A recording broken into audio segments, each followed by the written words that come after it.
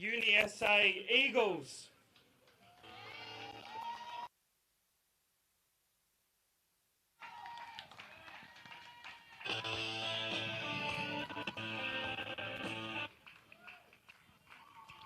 Yeah.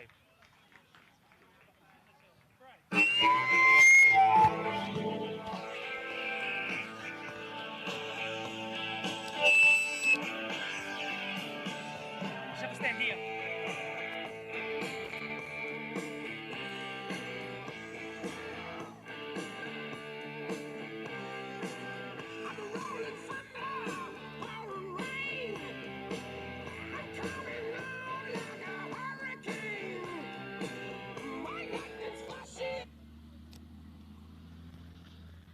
And entering next, their opponents, it's the Adelaide University Hogs.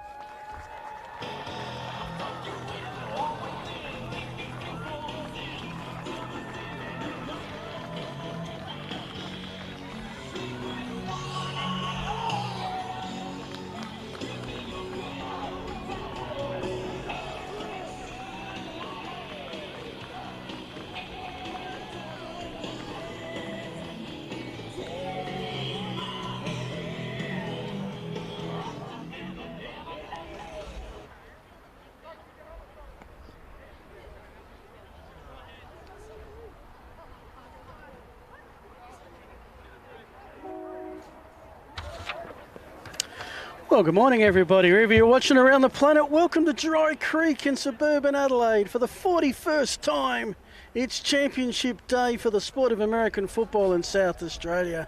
Welcome to the Great Southern Bowl. Kicking us off will be the Junior Championship game in the Great Southern Bowl. We'll have the anthem very, very shortly.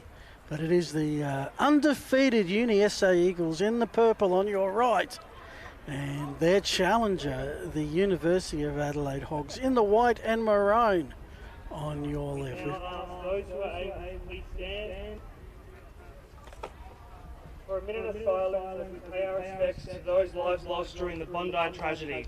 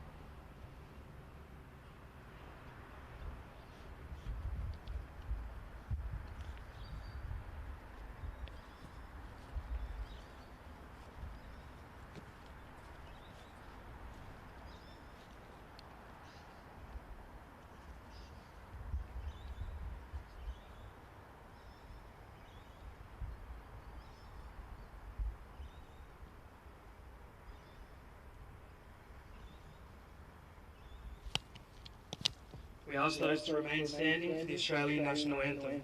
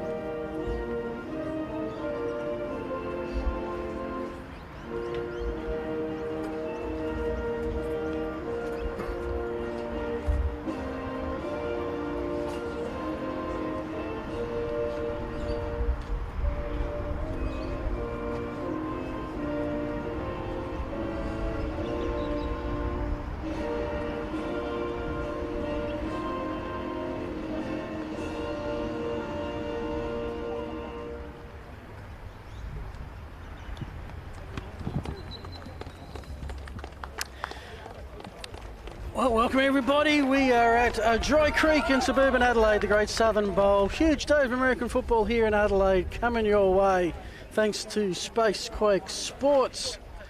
It's the junior game. In about 3 hours' time we'll have the seniors, the two same clubs, the UniSA Eagles and the Adelaide University Hogs.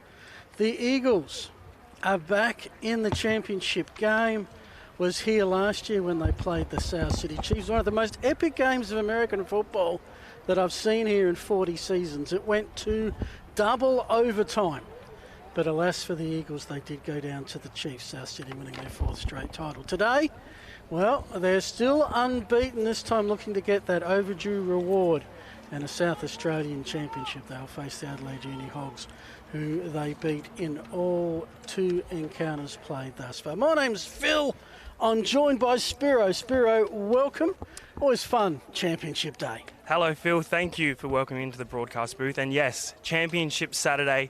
Couldn't be more excited. The Great Southern Bowl kicks off with 2 historic franchises. Very excited for this one. So, as is tradition, before every game we have a coin toss. Our officiating crew. Put that up in the air, and they're going to the Hogs. And now to the Eagles, and we'll get...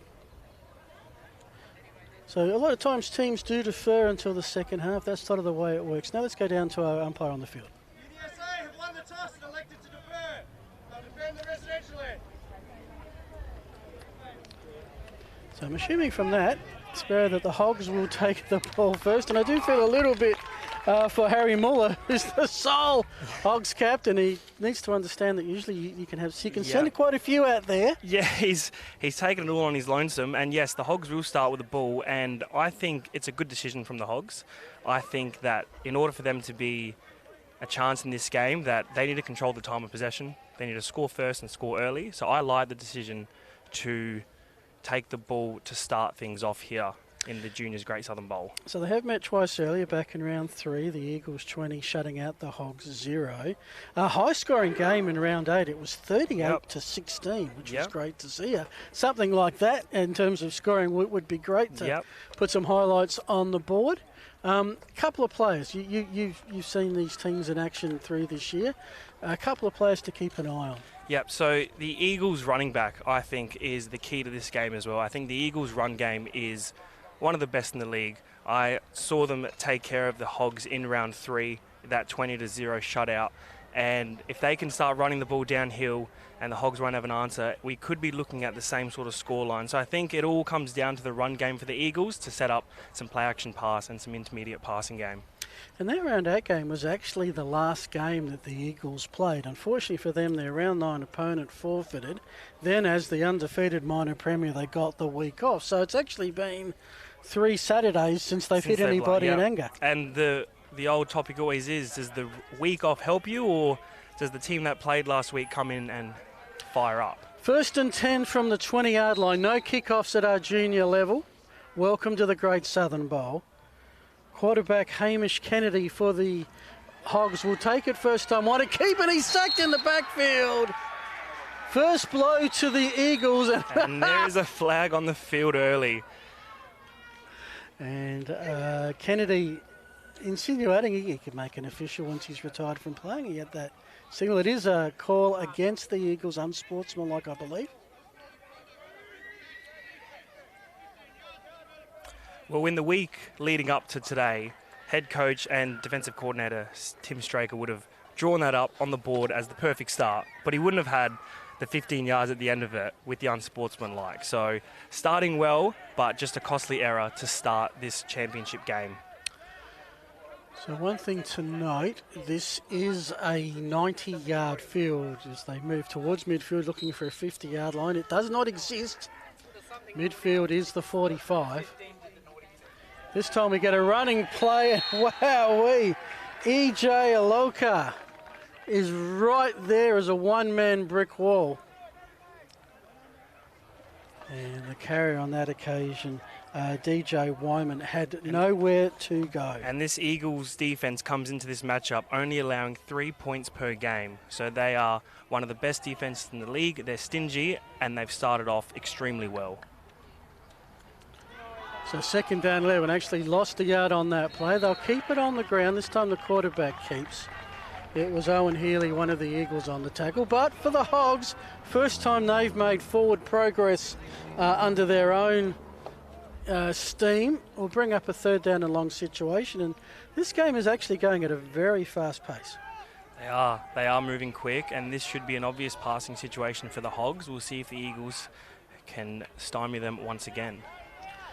Going to the air for the first time towards that first down marker. There's a catch. If it was inbounds, it's going to be first down Hogs, and it is.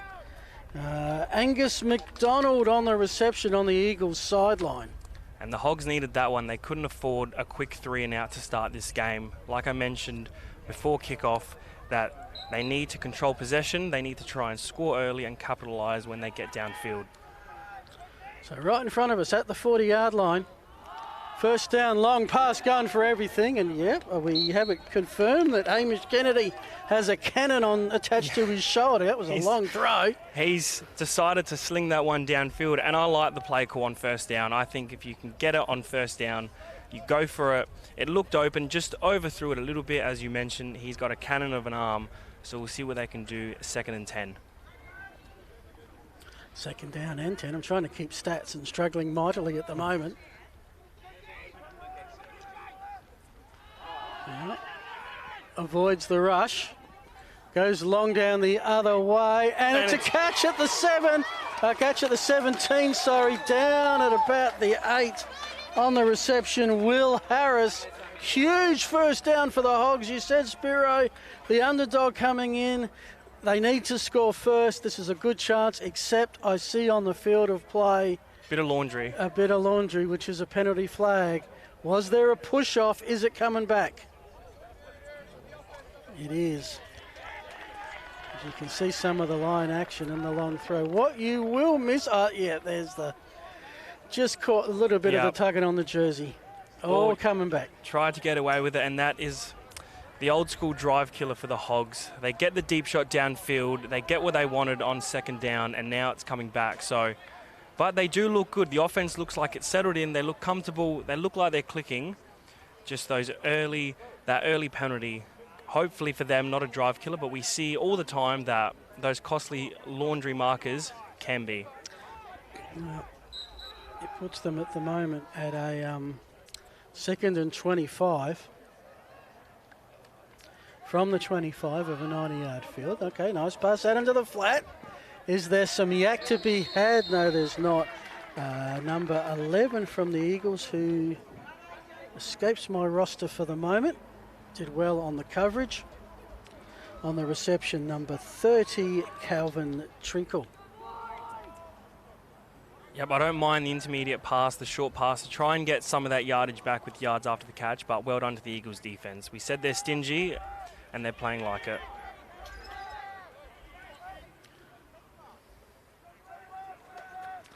Third and long. This one's going to the air if the throw can get away. It is. Heads for the first of 2 down markers. So even if caught run out of bounds, wouldn't have been a first down. This is going to be 4th and long. And I would say this is where we're going to see if the kids can punt. And Angus McDonald there, who was the target for that reception, had some meterage in front of him, just overthrown once again. So 2 deep shots, just missed, just overthrown a tiny little bit. So a drive that took 8 plays.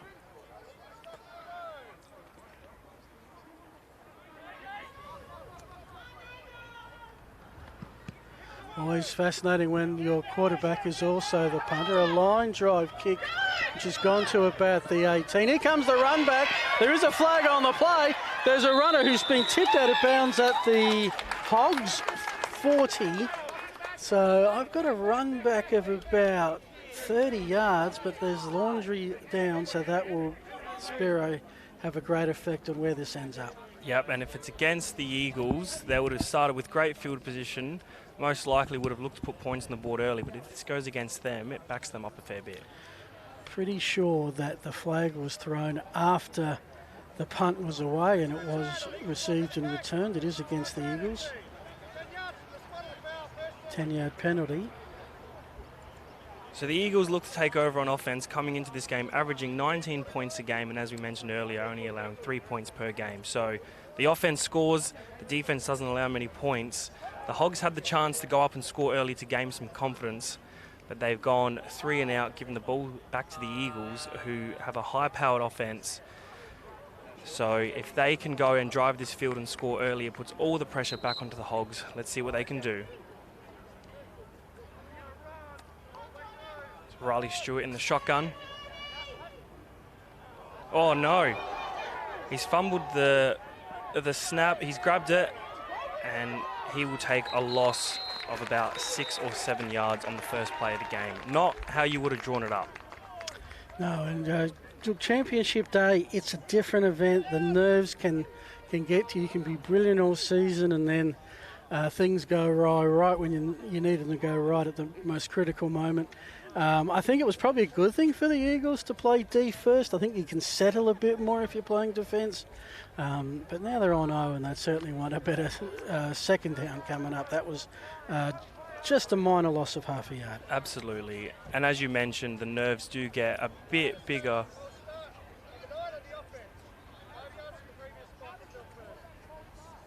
And there is a penalty on the Eagles. I think that's going to be for a hold. So already a problem with the Eagles in terms of this is their 3rd penalty, and it's already cost them 35 yards.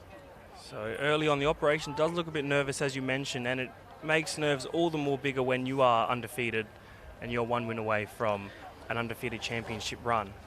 So we'll see if the Eagles can settle. They'll have 2nd down and a ways to go. If they can get out of these early costly penalties to get some sort of rhythm on offense. That looks like it might have been a 15. Oh no. Where are we going here? Okay, 5-yard penalty it was. Riley Stewart drops back to pass. He's going to go deep downfield. He's got a receiver open. He's caught it. Lachlan Bates got over the defense, and Riley Stewart hit him for an absolute monumental gain. I think that is 35 yards on the reception. And the Eagles, with an early trip down to the red zone, this high-powered offense, once they get their rhythm, it only takes 1 shot down the field, and they're in scoring position. I'm out of practice dealing with a 45-yard field, but that is a 46-yard pass. 46 yards on the first completion of the game for this offense. This team is undefeated for a reason. Riley Stewart will line up in the pistol. He'll hand it off. And Owen Healy makes his way down at the 9-yard line. On the tackle, Thomas Govey and Nicholas Curé. If you can see the sticks on the far side of the field, you'll see that that is very, very close. Actually, it's going to be called a 1st down. The chains are on the move. So we've got the slow-mo replay happening. I reckon the replay might be... producer Brandon from Spacequake Sports is going to have to be really on top of things with the replay, because they're not taking Spiro a lot of time between the plays. No, they are not. So here we go, the Eagles deep in Hogs territory. He's going to go deep left field, and it's caught. It's a touchdown, and that is Jesse Paul on the touchdown reception. And the Eagles have scored first on their opening offensive drive. Well, just like that. I think they've got over the nerves. That was a 4 or 5 play drive, depending on if you include the penalty. And just like that, the Eagles have taken an early lead. So it is 6 points for a touchdown. If you're fairly new to this game of American football, just checking out someone you know who's taken part. And at junior level, there is no kicking. There is punting, that's different. There is no kicking. So if you score a touchdown, you have 2-point conversions. Yep, correct. And see if they can consistently convert here. And it's going to be a QB keep. And he is in for the 2-point conversion. And the Eagles, they are rolling at the minute. As we see here on the Smith Partners replay, It'll be a QB keep from the Eagles. And Riley Stewart will barrel his way down for the successful 2-point conversion. The Eagles take the lead 8-0.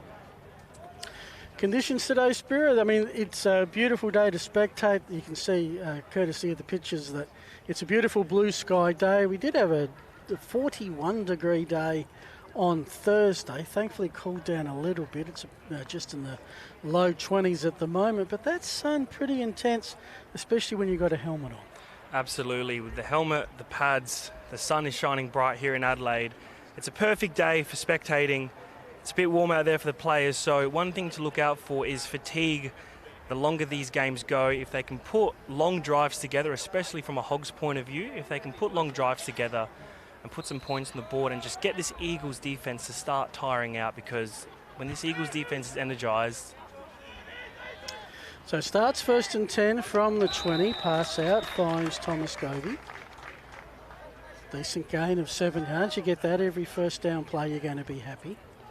Because this is the lead-off event. We are 2 hours, 45 minutes away from the big one, the Great Southern Bowl. For the seniors, the Hogs, the dynasty of American football in Australia. Looking for championship number 31. Oh, no. And there's a fumbled. drop. Turnover time. Here comes the Eagles on the turnover. Almost another strip. He had multiple fumbles there.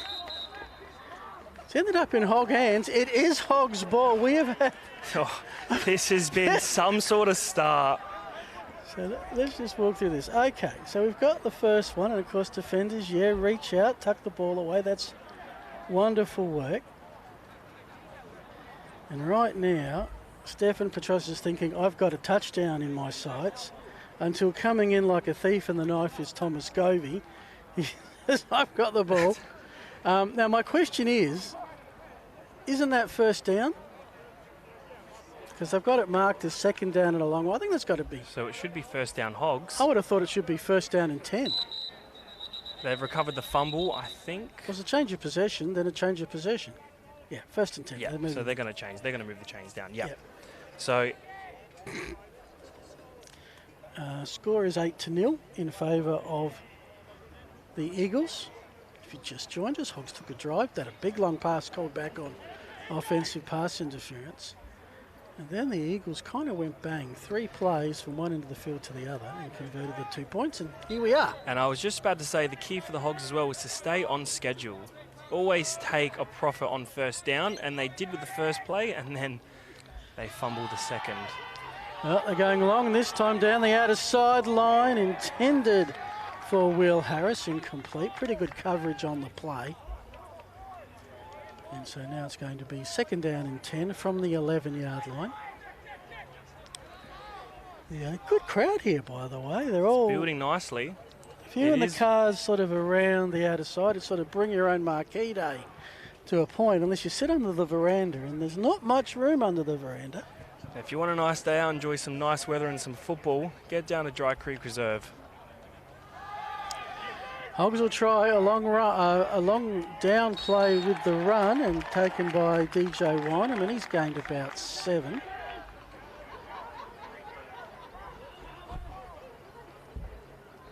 So at the moment, what I'm noticing with the Hogs on offense is they aren't sticking to a singular get the run game going or get the pass game going. They're sort of going run, pass, run, pass.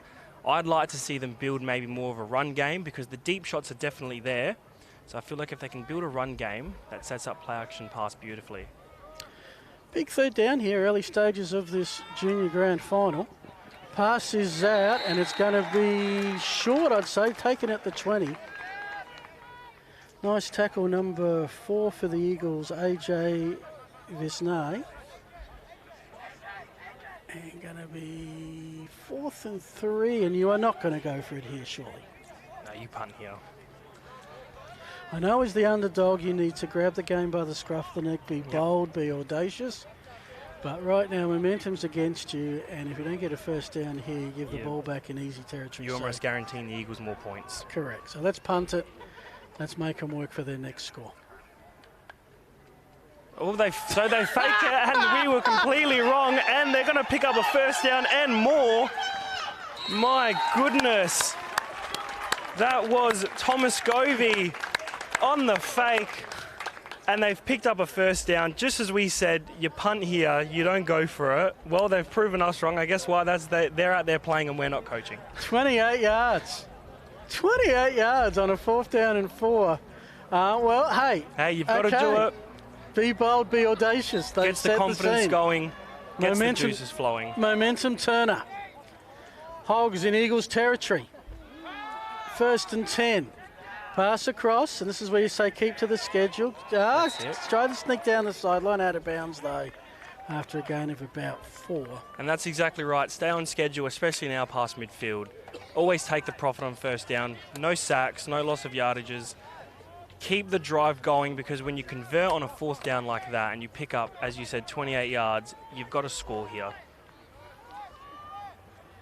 Well, and if they score, we've got ourselves a football game, so... Bought some time towards the pocket. It's caught. Battle for the end zone. Got there. I reckon that's a touchdown. It is. On the catch, Hudson Tebbit in a one-on-one battle. It's 8-6 Eagles with the Hogs conversion to come. Talk me through this, Spiro. So, right, he drops back to pass, deep shot. I said it before, the Hogs have opportunities for the big plays downfield because they're getting behind the Eagles' defense. So before that deep shot, they ran 2 run plays, picked up decent yardage, and then that sets up the deep pass for the touchdown with a chance now to tie this championship game up. Ball placed at the 3-yard line. We're going to try and do it on the ground. Got to run a corner, and not going to happen on the coverage. AJ Visnay stops that, so the Eagles concede the touchdown, but not the conversion. They maintain a 2-point lead, but game on at Dry Creek. Absolutely, and that was a massive drive for the Hogs. That drive, they needed to go up and score points. We thought they were pretty much well and gone and going to go 3 and out again with a short 4th down. We thought they were going to punt. They've decided to go for it, pick up yardage, and then the deep shot touchdown to take this game to a score of Eagles 8, Hogs 6. And as you said, we have a ball game on our hands.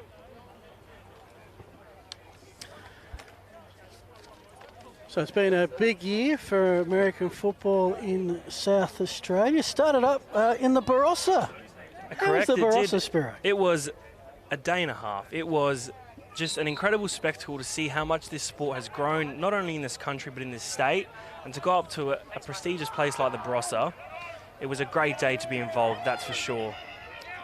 So you mentioned pre-game, Spiro, that the Eagles' running game is something that the Hogs are going to have to stop. Owen Healy, a strong run there, moves the chains.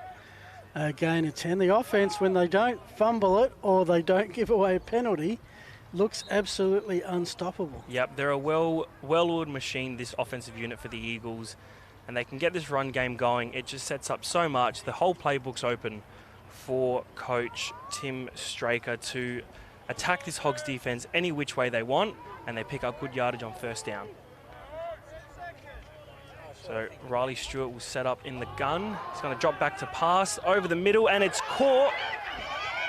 Pushing upfield, and it is a first down for Lachlan Bates. Gain of 16. Bates was wide open. Absolutely, just a simple little slant over the middle. Gets the Hogs guessing every which way, and a few yards after the catch is always welcome in a championship game. Yeah, Fergus Richmond left to mark 2 Eagles. That's never going to end up well. So they were short a DB there somewhere. And already the Eagles are at midfield. They move the ball quickly. They move it in chunks. We'll see what they can do here.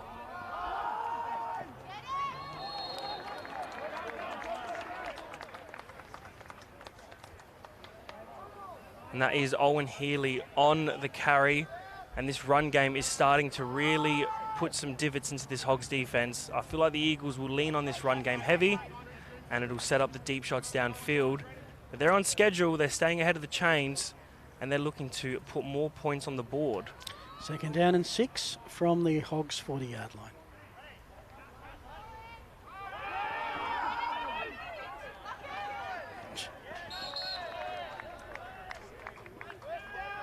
Another massive run by Owen Healy, and now I think this run game is to its full potential. It's churning well. They are running down their throat.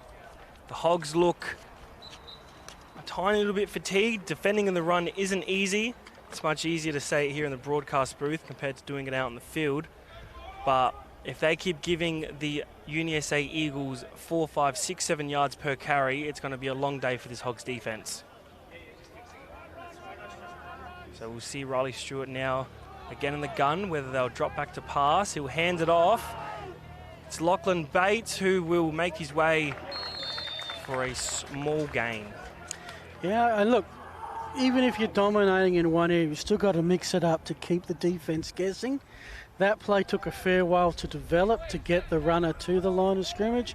By that stage, the Hogs defence had got themselves prepared. What's impressed me so far is the Eagles straight ahead running, is that their running backs already in the defensive backfield so quickly after the snap. Yeah, it's within the blink of an eye, and you make a good point. Those long developing plays, I'm not a fan of this early in a game. I think you need to build a bit more of an offensive identity throughout the game to do those sort of plays to get the Hogs guessing. That one was easy to pick up for the Hogs defense.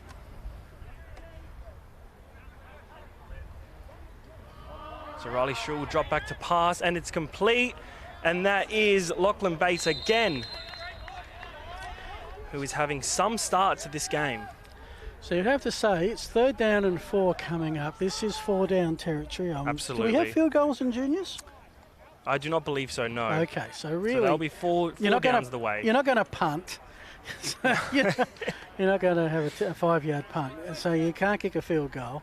And so really it's the Hogs defence, it's 4 down territory. Hogs defence, 2 plays to try and stop the Eagles from getting 3 yards. And based on the rushing attack that the Eagles have shown, good luck. Yeah, well, let's see what Riley Stewart and this offensive unit can do down here in the red zone. He'll take the snap, he'll hand it off, and that's a great play by the Hogs defense. And they've stuffed him at the line of scrimmage. I believe he's just gotten back to the line. Yeah. But that is a great stand by this Hogs defense, who desperately needed that one. Well, if you're going to win the champ, I mean, it's an old adage. I've done a lot of sports, Spiro, and it's pretty true in all of them.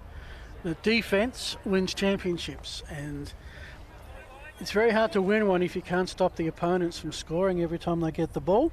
Yep. Here is the Hogs' chance. Couldn't agree more. Have to get off the field here if you're the Hogs. So it'll be a QB keep. Riley Stewart will keep, and he will be stuffed. And the Hogs defensive unit, that is a championship stand if I've ever seen one. They had to get off the field. They did their jobs. It looked to be dangerous early as the Eagles moved down the field very quickly, but all credit to this Hogs defense. They made a stand when they needed to, and the offense will take over. Just checking. That might be quarter time, but all teams coming off for a bit of a huddle and a break. I don't think we get to have a break, Spiro, but what about some supporters and sponsors?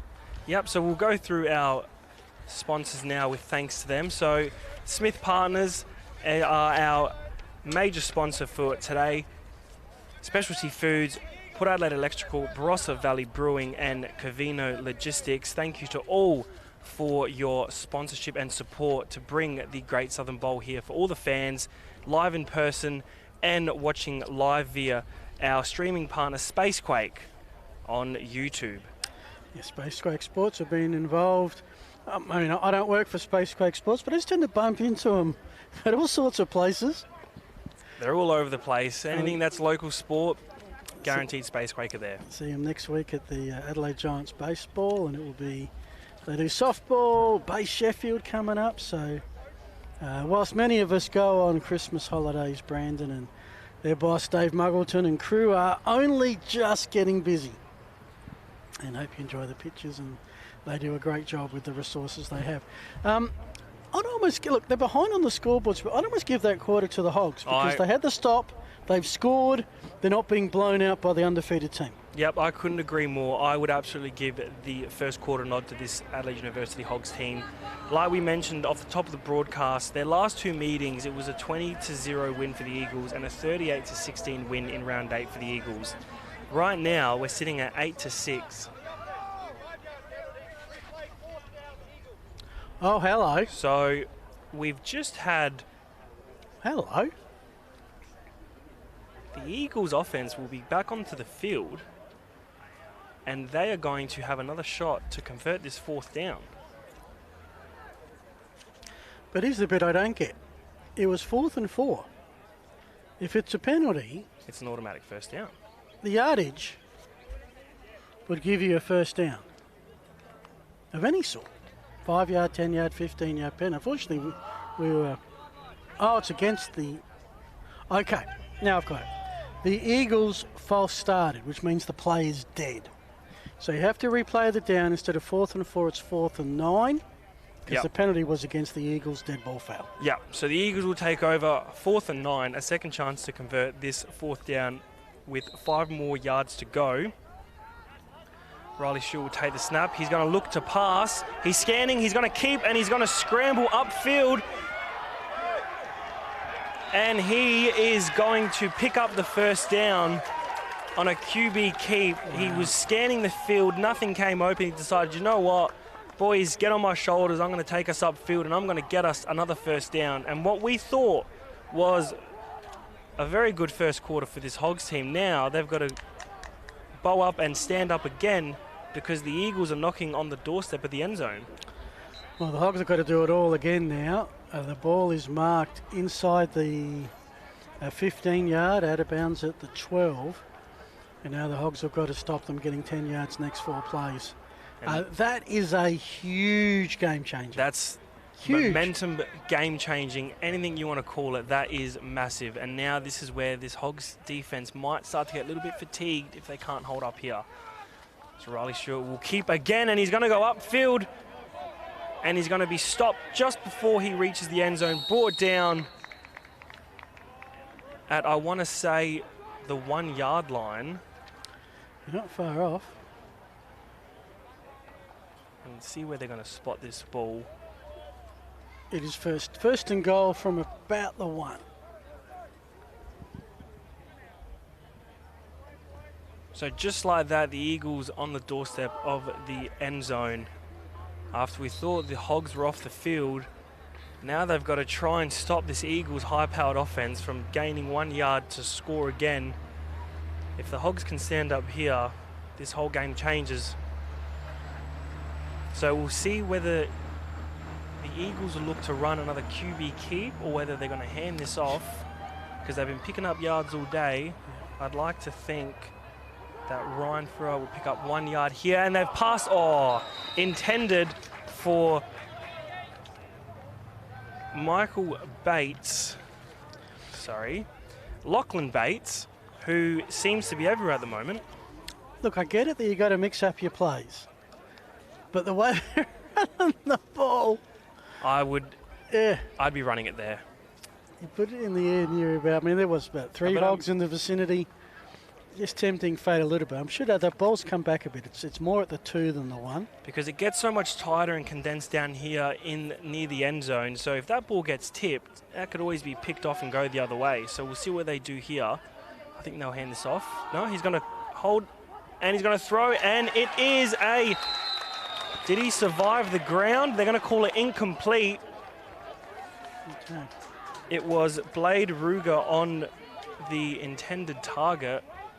But I don't, as we see here from the Smith Partners replay, scans the field, throws, and incompletes. Correct call. Quick question, Spiro. Do you understand the NFL catch rule? Do you? Does anyone? Thankfully, we play NCAA rules, Yeah, not it's exactly NFL. right. Yep. I like to play the Aussie pub rule. Did it look like a catch? You do. Yeah, it's a catch. Yeah. But that didn't. I mean, the ball did spill. Never Yep. in control. Correct call. The NFL probably would have called that a catch. Possibly. I'm going to go here. They have to run this. Riley Stewart's going to hand off. And they're going to be stopped again. They're living between this 1 and 2 yard line. Okay, well, they've got half of it. Now, have they been practicing? Do we have is a tush push a thing in American football, South Australia? I've never seen it, but with the name like the Eagles, maybe it was in... I was about to say. Maybe it was at the back of the playbook in the week leading up to this, in the preparation. Maybe they got something special lined up for us. You know, I'm sure Jordan Mailata has sent them, a word of encouragement. Send them keys But to the this is tush huge. push. This is our next huge play, by the way, Spiro. Absolutely. It's 4th and goal for the Eagles who are on the 2-yard line. Failed to push it in just yet. They're going to QB keeper. Riley Stewart's going to push up field, and he's going to get in for the touchdown. The Hogs had stood up for 3 downs on the 1-yard line, and on 4th and goal, the Eagles punch it in with a QB keep from quarterback. Now, interesting. Stewart is up. Oh, no, it's not Stewart.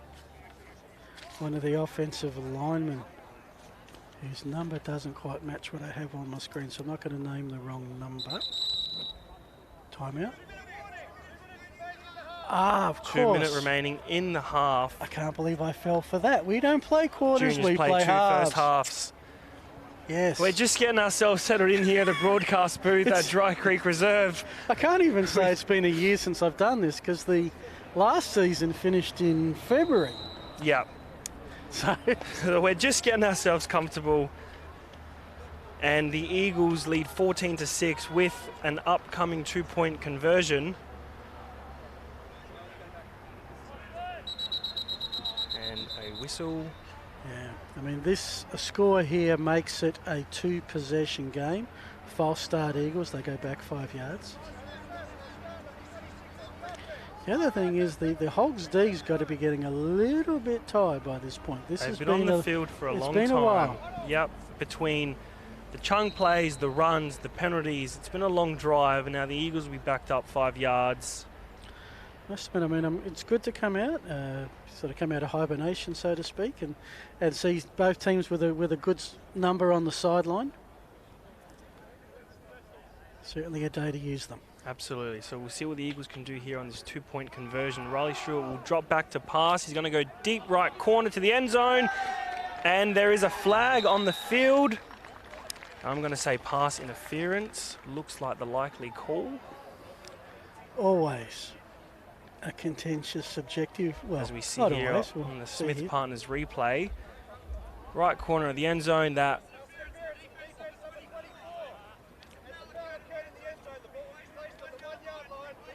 So that'll go against Will Harris of the Hogs, who just didn't turn his head in time for the ball coming in, looked directly at the Eagles receiver, and that is a flag all day of the week. I mean, did pretty well to get a hand on the ball given he wasn't looking at it. Absolutely. If he had just turned his head just slightly, just to make the effort as if he's going back for the ball, then the Hogs get off the field. Possibly had a chance to, given that the Eagle player couldn't have got behind him because they were already at the back of the end zone, but it's a hard gig. American football is sometimes a 360-degree kind of game. It sure is. And where you need to have eyes in the front and the back of your head. Especially when you're deep in the corner of the end zone. So we'll see here Riley Stewart will take the snap. He's going to look to pass again. He's going to go deep left corner of the end zone and almost intercepted. It was almost intercepted by Levi Banks of the Hogs. Well, that's as good as an intercept. 0 points, and that's a key play. I know the Hogs have had 3 key plays. The last 2, the Eagles have succeeded. They got in the end zone, but that keeps it to 8, and that's important. Absolutely. If they can, we think the Eagles are going to score on 2 out of 3 drives, just how high-powered this offense is. But if the Hogs can limit them to as many unsuccessful 2-point conversions as possible and keep this game to 1 possession, they're well and truly in this game. The defense, I hope the offense can come out and put a drive together because this Hogs defensive unit needs a rest. They need to catch their breath, especially in this heat. So if I'm the defense and I'm the head coach, I'm telling the offense, we need to put some plays together and march this thing downfield in as much time as possible. Yeah, look, I've got to admit, the Hogs offense doesn't worry me so much. The defense does, because they really haven't shown much of an ability to slow the Eagles down. But their offense has moved the ball pretty well. And that 4th and 4 play is going to... I'm going to remember that for a long time. If the Hogs can go on to win this championship, that will be replayed for the years to come. Yeah. Reminds you of when the Eagles did it in the Super Bowl. Yes, the Philly special. The Philly special. Will we see something like that today? I hope so. I hope there's some trick plays in store. Hope the coordinators have been getting a bit fancy with it, especially in goal-to-go situations. Pull something out of a hat. Well, 1st and 10 for the Hogs at their 20, trailing by 8. It's 14-6. Half-time is imminent, so not a lot of time to make. Oh, that's a big hit. Not incomplete. And that's how you make a statement on defence. Number 10, Kai Henning, bringing the pain train on that occasion. As we take a look here on the Smith Partners replay, bang! And that wasn't caught, certainly wasn't a controlled reception, so incomplete is the rule. Stops the clock, I'm assuming. 2nd and 10.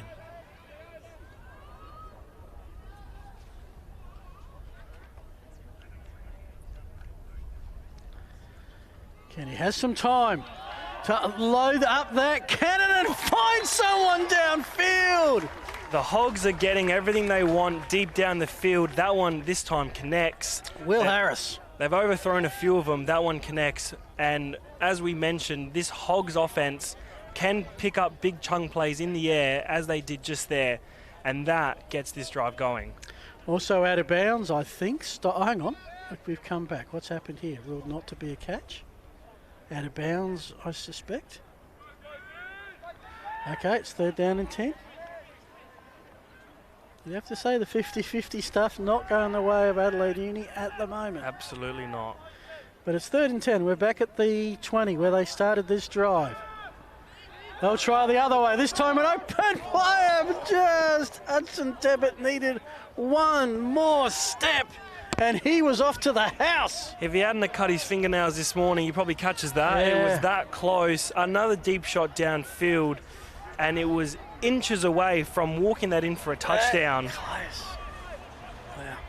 The chances there for this Hogs team to put points on the board. And now the Hogs are probably, dare I say, Dare you say they punt? They probably got a punt here. 4th and 10. I'd be punting. I think the here. Eagles would be awake the Yep. second time round. It is a punt. We'll take a bounce towards the end zone, which is not a bad thing because there's no chance of a return. Owen Healy did get one return early. That was pretty good. So the Eagles, they'll hand the ball back to the Eagles to come back on offense. And I don't think it was the drive that the defensive unit wanted from the offense. I think they're probably still trying to catch their breath. The drive of almost what if. I couldn't have said it any better myself. The almost what if. You had the catch downfield ruled incomplete, out of bounds. You had just here, right in front of us, a few inches away from walking it in for a touchdown. And the story of the first half so far is there's not a lot going the Hogs' way, and they're going to have to fight through that to continue being in this game. So I'm not sure how long we have left in the first half. The 2-minute warning was given before the Eagles scored their touchdown. Correct. But we've had a lot of incomplete passes since then. I don't think we've had maybe one running play. So what the Hogs can't do is they cannot allow a late score here. If Eagles can do that, it'll take unsurpassable momentum into the main break. Yes, absolutely. So they'll hand it off, and they'll run upfield again where they're just picking up yards after. And he's going to keep going. He's going to run all the way into the end zone, and it is a touchdown, Eagles. Owen Healy has run in for the score, and that is the worst case scenario for this Hogs team. It took one play, and the Eagles put more points on the board, and now Mount Everest just got a lot bigger for this Hogs team. Yeah, as we watch the replay, how many missed him? 1, 2, 3, 4. Slowed him up for the cavalry to arrive. 5, 6 didn't get within range. He basically beat half the team there in a run that was probably around, and I've got to take my 10 yards off here, probably around the 60-yard mark. And I fear, Spiro, as the one who wants an even close, last play overtime thriller, I reckon that's going to be the backbreaker. We'll find out in due course. Yeah, we will. And I think you make a good point with that being the backbreaker, because all the confidence now for the Hogs has probably just gone with that big play they've just let up. And we said that the Eagles' run game was their one wood, and they're showing it so far. So we'll see if they can convert this 2 points. So they'll hand it off to Healy again. He's going to run, go around to the left, and he'll be stopped. So the Hogs hold them to another unsuccessful 2-point conversion. But for the first half, I fear the damage has been done, and it sets up an almighty task coming into the second half. And here's the thing, I'm not sure if it's half. Okay, I think 27 seconds or 7 seconds. I got a 7 in there somewhere. left in the half. And remember as well, if that's the score the Eagles take into the break, they get the ball first after the break. So I said at the start of the game that I didn't mind the Hogs taking the ball first, but I was hoping they'd be able to control possession and maybe put a few more points on the board. And with the way this Eagles offense is scoring at will and marching their way down the field, they're going to get the ball to start the second half, and I'd be hard-pressed not to say they're going to score again. So we are 20-6. This is where the coaching staff of the Hogs, Simon Pollard and Matt Beneke, earn the big bucks. They have to make a decision now. Do we just play out to half-time, regroup and come back, or do we take some risks here and try and produce something? If it's me, I'm taking this into the half. Yeah, I think the Hogs, their formation suggests they're going to take it into the half. So they're going to drop back to pass. Caught by Thomas Govey out of bounds, stops the clock. So they started with having to go 70 yards for a score. Now they've got to go 60 yards. Remembering field goal's not an option, so it's not a case of getting to the 20-yard line and trying for a kick. You've got to go the full hog. Yeah, you've got to go the full hog into the end zone. Good start with getting out of bounds as well to stop the clock. Kenny's going to go back. We're going to try the same thing. I'm not sure about that. I reckon he should have stepped left instead of right. Timeout called. Okay. Now what I'm going to do is I'm going to take my headset off, and Spiro, you chat away. I'm going to have a listen to see if I can get a time. Yep.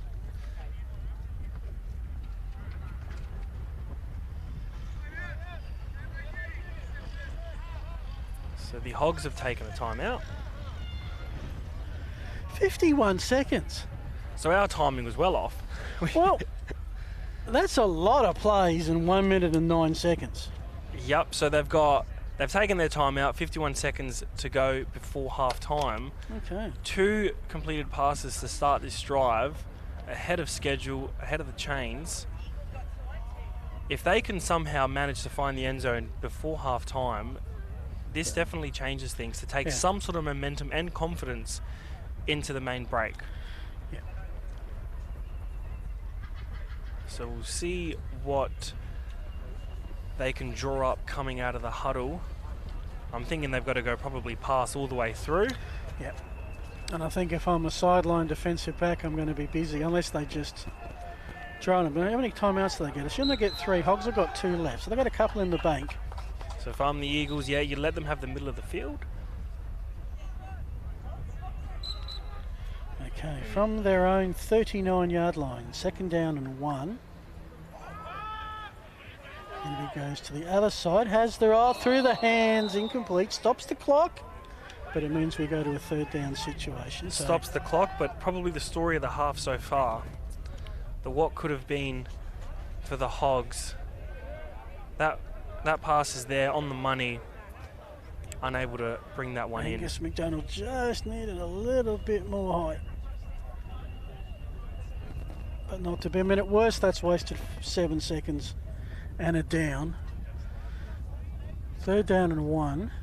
I think Hogs are going to go for it, even if they end up with a 4th down situation. Yep, I think they go all the way through. Kenny goes to keep, maybe not, because he's sacked in the backfield for the 2nd time today.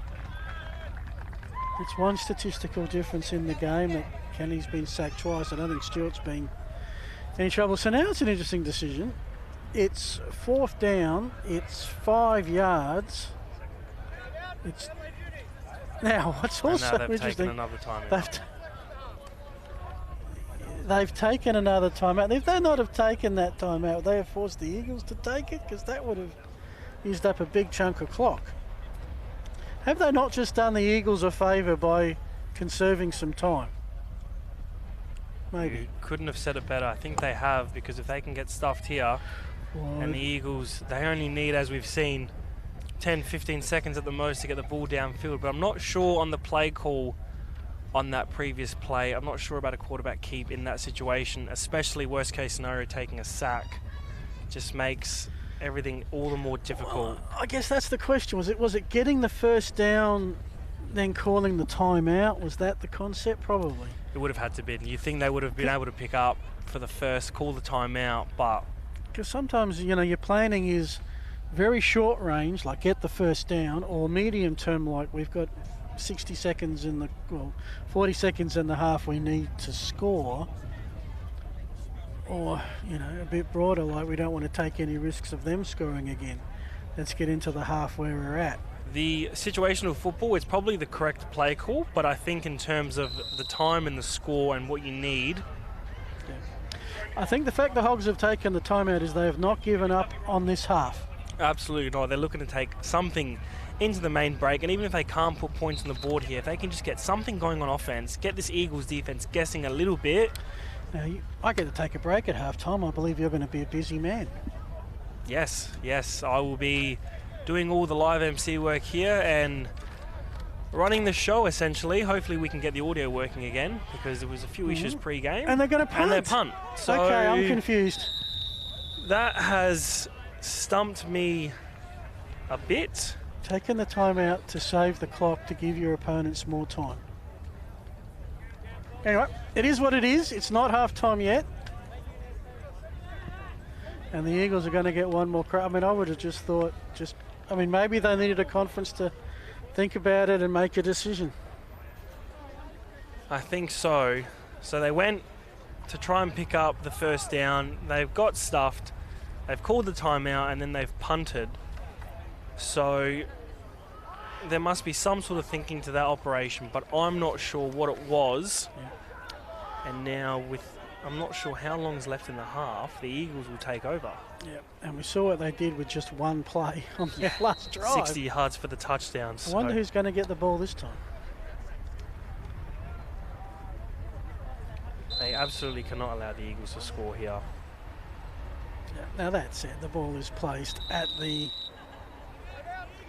And now they've taken the timeout to talk things over. Okay. So they'll take over on their own, I believe, 25-yard line, it looks to be. So if you just joined us, Great Southern Bowl, 41st, which makes me feel very old, Spiro, because I was at the first championship game. Seasoned veteran. Yeah, something like that. It's, I think this is the 7th venue we've been to. See if I can rattle them off the top of my head. I started at Norwood, went to Theberton Oval, went to the Pines Hockey. That was probably where the league was for the longest. Richmond Oval for a couple of years, went back to Theberton. Victoria Park has seen a few grand finals, including the last time that the Hogs lost one, which was to the Eagles back in 2021. Some time at Riverside, up at Port Adelaide, went central to Ellis Park. And I think this is the 3rd year we've been here at Dry Creek. I believe so. And it was announced through the season that American Football South Australia signed a 5-year lease for Dry Creek to be their new headquarters. So this is not a rental. This is our home. This is the home of American Football South Australia, and as it should be. With the league growing as it is, it's good for them to have a home now. So we'll see what the Eagles can do here to finish off the half. Riley Stewart's going to keep, throw, and incomplete, with the intended target being Jesse Paul.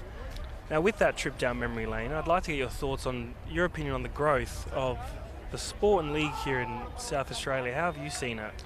Well, really, really chuffed to see the Chiefs back. I think this year, if the league and association achieve nothing else but to see the South City Chiefs back at a senior level, that's a successful year, because 3 clubs, and look, I know there's leagues around the place that have 3 clubs, but you're one team away from not having a competition. So 4 is great, and I think the fact that we have the juniors established now.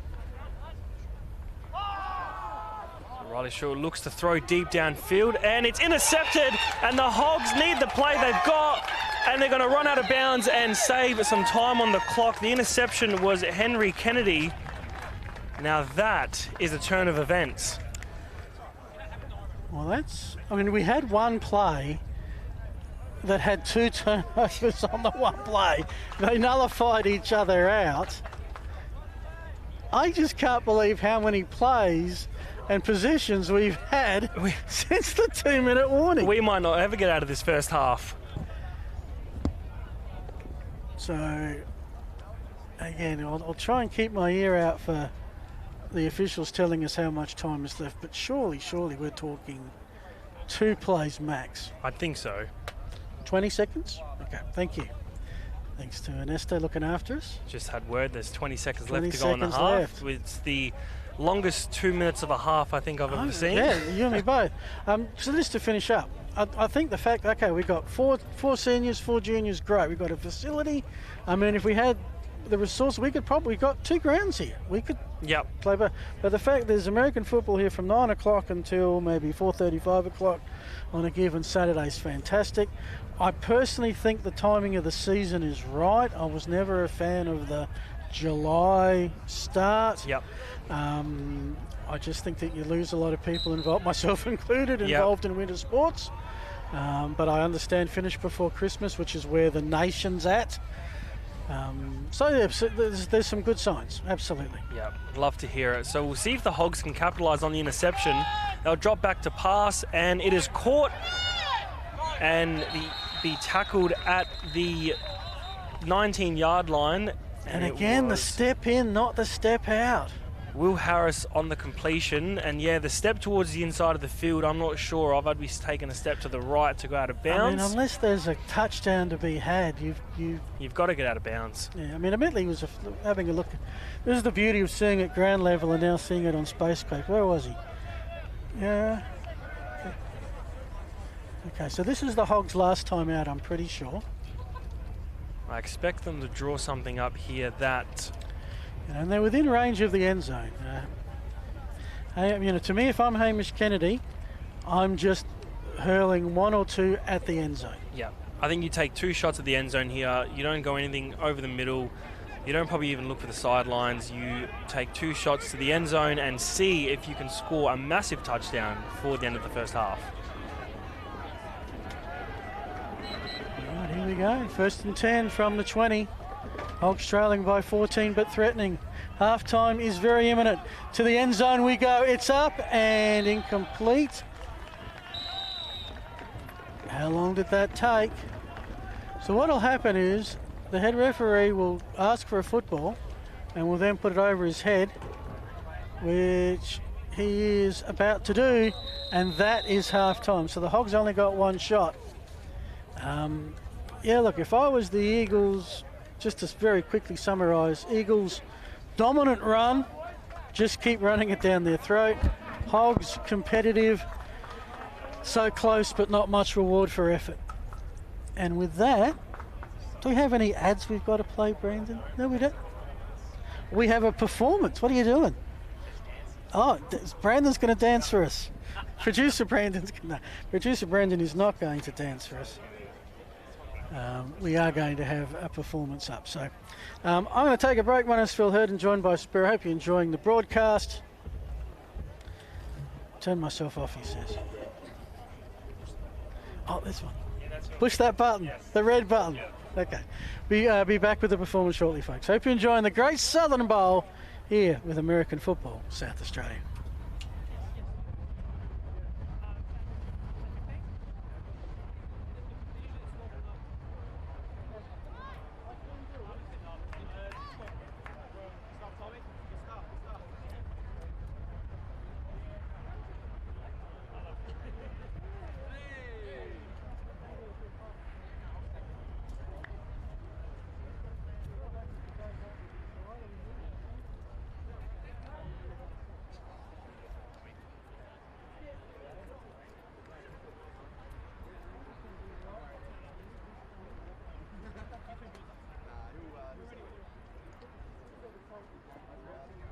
Ladies and gentlemen, now we have a halftime performance by the Empire Dance Studio.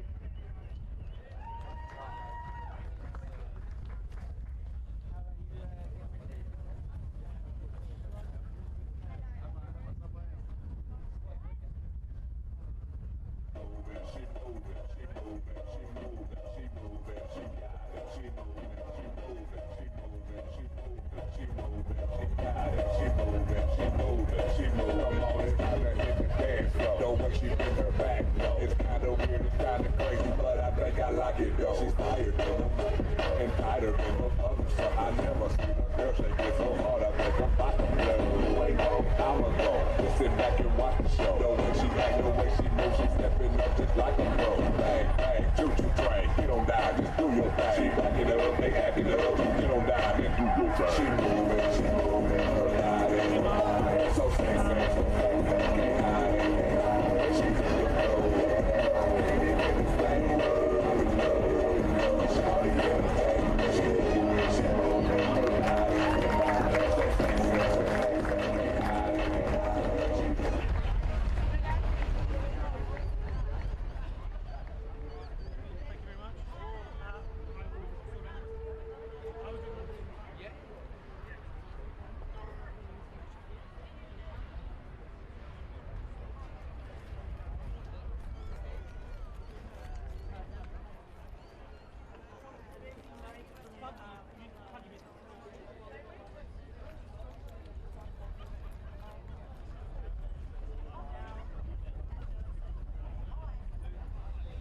So I'm here with Ryan from Empire Dance Studio, who the girls have just performed at halftime of the Great Southern Bowl.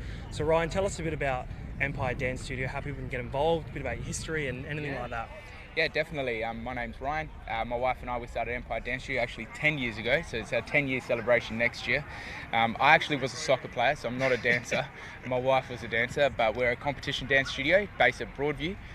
We've got 1,000 dancers at Empire. We are a competition dance studio, but we also do performance. We're the dance squad for Adelaide Lightning. We're the dancers for Port Adelaide Football Club. We do a lot of shows nationally, as well as competitions. So yeah, it's been great. It's been a great whirlwind of a ride. We started with 20 students, like I said. Now we're at 1,000. We offer for preschoolers to adults to professionals, doing professional shows and professional gigs as well as competitions. We just came back from the World Championships in April in Florida. We came 4th in the world for jazz, which was a fantastic result. But now we're going to try and aim to get gold in the next coming years. But the Americans and the Japanese are very, very talented. And just for the aspiring dancers who might be watching the live stream via Streamquake, how can people get involved? Is there a contact number? Can they just go to the studio? Tell us a bit about that. Yeah, definitely. Like I said, we're based at Broadview. If you want to get in contact with us, we are on social media, as everybody is on Empire Dance Studio. Also on Facebook, Empire Dance Studio. You can also email us at admin@empiredancestudio.com.au. But the easiest way these days is definitely social media. You contact us through there, we'll get back to you, and everybody's welcome. We've got classes and teams for everybody. You can start as a beginner dancer, novice dancer, and make your way up into our elite teams, and then also, like I said, professional jobs and corporate shows across Australia. So definitely. Beautiful. There you have it, folks. Ryan from Empire Dance Studio. Thank you very much. Thank you. Thank you.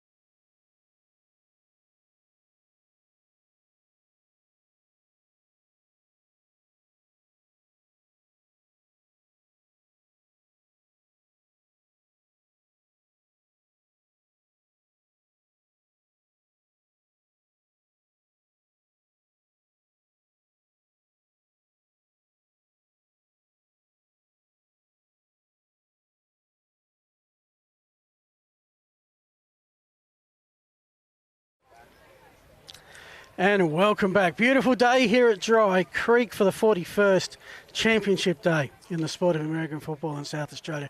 My name is Phil Hurd and joined by Spiro Denidios. Spiro, we've got this game between the Eagles, undefeated. They're a half away from claiming that that crown that's eluded them for quite some time. What chance do you give the Hogs, given they're going to start on defence? So with the Eagles coming out of the half, starting on offence, it's all about the Hogs defence. They've got to just limit the Eagles to as less plays as possible. You cannot allow them to score coming out of the main break. Build some confidence on defence and then get the offence to put a drive together. Massive half coming up for the Hogs, and as you said, the Eagles going for the undefeated championship. All right, here we are. Hope you enjoyed your halftime break. Here comes the second half of the Great Southern Bowl, and of course, you're with Spiro. So here we go. The Eagles will take over on offence. They're looking to put this game away early, and they go over the middle, yards after the catch, upfield, and that is a first down for the Eagles offense, who have come out of the main break on fire. We wouldn't expect anything less from an undefeated team looking to secure a championship.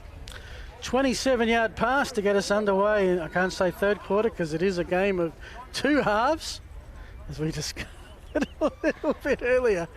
If you have joined us, look, it certainly hasn't been one-way traffic for the Eagles. The Hogs have been ultra-competitive. Just none of the breaks have really gone their way. But they're down by 2 scores. They really can't allow that to be 3. Yep, it was a story of what-ifs for the Hogs in the first half, and Lachlan Bates for the Eagles has been everywhere today. MVP caliber type of game, and they're going to run it down their throat again, upfield, and it's another first down for the Eagles. And that is back-to-back big chunk plays, as Owen Healy will pick up 11 yards on the carry. Yeah, and the Hogs realise, as you'll see here, how do we tackle this guy? Go low. It's the perfect running back frame. Good low centre of gravity. Just get upfield, break a few tackles. A very slippery man to tackle, and the Eagles offense has come out and they are all guns blazing at the moment, looking to put another touchdown on the board. 1st and 10 from the 31-yard line. So it'll be Stewart in the gun. They're going to hand off again. It's Bates again. He's going to go upfield. Plenty of meterage in front of him. No one can grab him, and he's going to go into the end zone for the Eagles touchdown. And as quick as you like, it feels like the teams just came out of the change rooms from half-time. The Eagles put 6 more on the board, and they lead at 26-6. Well, that was a great play. As we see, yep, they all went left, he went right. And once he had a running lane, he basically outran half the defence to get to the end zone. That was an awesome effort by Lachlan Bates. This is some game he's putting together. There's defenders all around him, and none can actually get to him. Pretty much untouched once he hit the line of scrimmage. And now they'll go for the 2-point conversion, as we said off the top. In the juniors, no kicking, no field goals. They'll always go for a 2-point conversion after a touchdown. So we'll see if the Eagles can put more points on the board and take this to a bigger margin than what it sits at. So Stewart will keep. We've seen this a few times today. He'll go upfield and he will get into the end zone for a successful 2-point conversion. He just absolutely trucks someone out of the way. Get out of my way, I'm bigger, I'm stronger, and I want this 2-point conversion. Including one of his teammates. Bit of friendly fire coming up here. Anyone in his way, just get out of it, as we can see here, thanks to the Smith Partners replay. Actually, no, he was blocking and it okay. No, he got a stray elbow. And this, best case scenario for the Eagles, they would have drawn this up at halftime. Absolute nightmare fuel for the Hogs now. And this is why teams, when they win the toss, defer to the second half. You have that huge break, you're settled, you're into a rhythm, unlike at the start of the game we're trying to establish stuff. And if you can convert that coming out of the break with a score as emphatically as the Eagles did, you've got unstoppable momentum. I'm not sure if I can send this down the line to Brandon, but I'm intrigued when you get a chance between the plays. The Eagles sideline, there's some coaches there that have got some interesting signals that they're sending out. So I'll just give you some homework, Brandon. But it's Hogs ball, 1st and 10 with a mountain to climb. From the 20. They'll try for the air if Kenny can find some room. He's about to get demolished. Third sack of the day, I believe. And I'm thinking that might be Stefan Petronis, number 96. It is. Petruris, sorry. And there's nothing open. Had time. Just your old school coverage sack. Yeah. Okay, so we're back now. That's the replay. It's an ace of spades. Ace of spades. And a San Francisco 49ers. Okay. The Kyle Shanahan playbook, perhaps. Brandon never lets me down. So safety is a distinct possibility here, hence the handoff. Very quickly to Wyman, who runs into a problem. And look, the Eagles they have that combination. And by the way, that's Stefan Peturis. Again, gives me a chance to pronounce his name correctly. Sorry, Stefan. Yeah, they certainly have the size advantage in most categories. And when they need it, the speed advantage as well. And when you look at the stats coming into this game, it is quite interesting because the Eagles and flag waved off. Eagles and Hogs both came in, Eagles averaging 19 points a game, Hogs averaging 18 points a game. The Eagles already have 28, but it's the defense, as we said. The Eagles only allowing 3 points per game. They've given up 6 so far, but the Hogs they don't look like they can move the ball at the moment. Yeah. They'll go to the run and driven back. It will not be a safety. It will be forward progress on the run. Well, there'll be a lot of that. Do you think there comes to a and this point? This is Stefan Venturas. I don't know what he took at half time, but I'll have some of that. Watch out, number 96 coming your way. I would suggest a little bit of a tip, although this is going to be a punting situation. If Petruris is lined up on one side, go to the other. With a name like Petruris, it would have been some sort of Greek medicine or something. Absolutely. I'll let you go down that road. As here's the punt. It's a good one. Nice spiral. Goes over midfield, takes a decent bounce. Lockie Bates from his own 35. Heads down the sideline. Nice solo tackle by Levi Banks. And the Eagles will take over on the, I believe, 30-yard line. Might be 39, I think. 39-yard line. So another quick 3 and out for the Hogs. And just on them quickly before we get onto this offensive set for the Eagles, at what point do the Hogs abandon the run game and now just go straight pass all the way through? Do you keep trying to go mix it up? Well, I reckon they're there now. I reckon they were there about 90 seconds into the second half. Unfortunately, the one part of the game that we haven't seen much of and don't like seeing now, and that's an injury on the play. Always good that teams are always well represented in terms of medical support.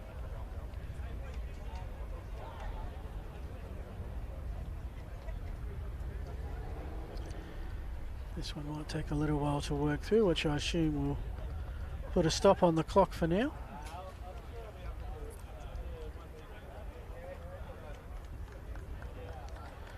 Injured player number 3, Lachlan Bates, who's been one of their busy players when he's got the ball in his hands. He's been an absolute superstar today, so we hope him all the best.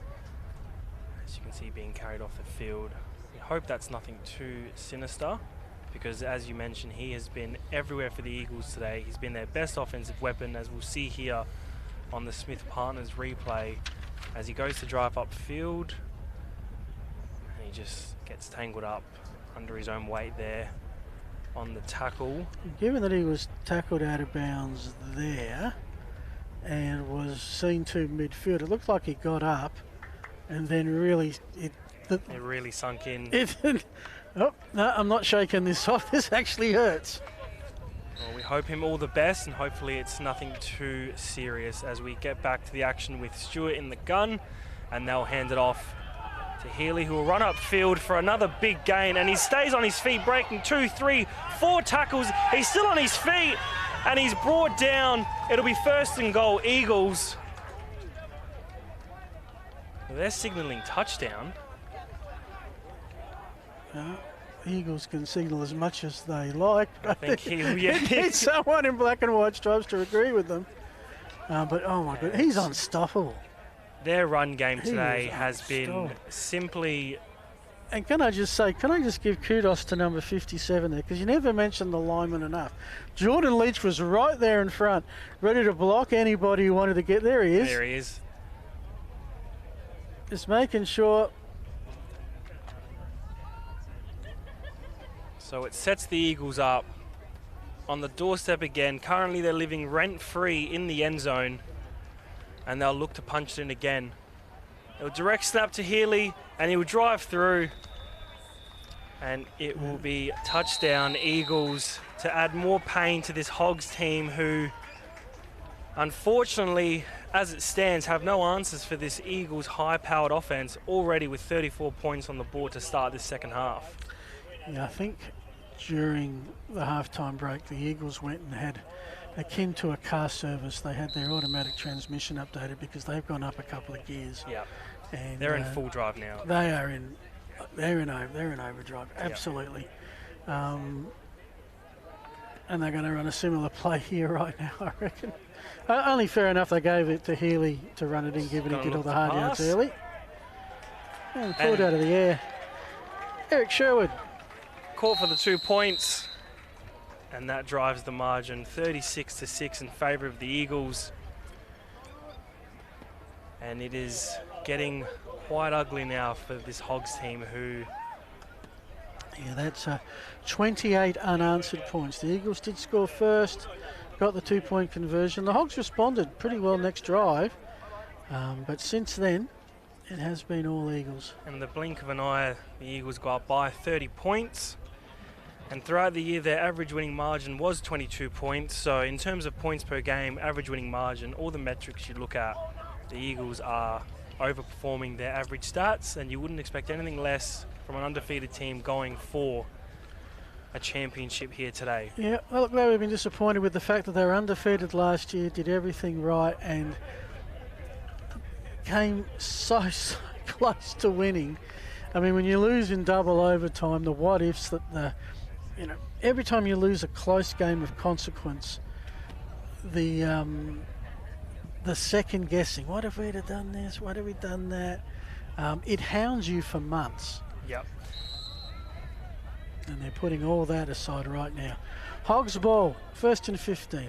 Can they get to double digits on the day? I reckon they need to start passing, and there we go.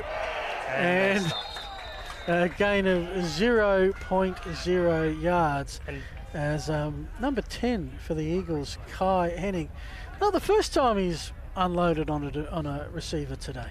And just briefly, as you mentioned, on this Eagles team, after, of course, losing the same game last year, this team, if for the readers of From the Sidelines with Spiro watching on our live stream, I mentioned that this Eagles team felt like a team of destiny, especially after opening round of the Barossa, where they shut out the same Chiefs team that beat them. Yeah. So they were fueled by motivation this year. Yeah. Nice pass downfield. That's a good catch. Tebbit is off to the races inside the 30 down to the 27. There's a highlight for the Hogs. Hudson Tebbit with the catch. So that's gone 25, 35, 38 yards. To make that, I'll give him 43 yards. And we've spoken about it all day. Those deep shots that are available for the Hogs, haven't been able to connect on a lot of them, but when it does connect, it goes for a lot of yardage. Can this spark something? Can they put some points on the board here to get them to double digits? 1st and 10 from the 28-yard line. They'll go to ground, and they've got some room up the middle. That's a good first down run. That's going to be pretty close to the first down. It's going to surpass. That's probably the Hogs' best run of the championship. As we can see here on the Smith Partners replay, that is a good gain on first down. That's number 32, DJ Wyman. And this is a drinks break. This is what we thought was the quarter time break. Really. Timeout's actually been called by the Eagles, so the Eagles D has given up 2 big plays in a row. So they want to just a bit like a basketball timeout in many ways. Team's got a bit of momentum. Let's just call a stop. So the Hogs from here on out will have to play almost perfect football on both sides of the ball to sort of cut into this margin, and a score here would be very helpful for them. 30 points is 4 touchdowns. So And as there's a theory of whatever you do to me in the first half, I can do to you in the second, except the Eagles have put 2 scores on in the second. And for all the AFL fans, the old Lee Matthews adage, if there's enough time that equates to how many scores you need, there's always a chance. Yeah, I understand Lee Matthews, a goal in a minute for Aussie rules terms.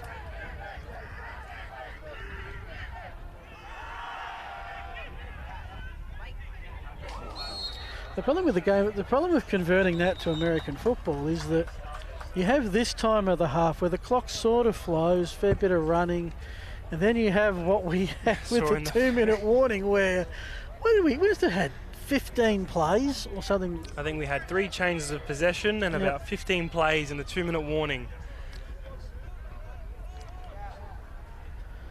So I think if you need 2 scores and you have the ball with 2 minutes left, you're a chance.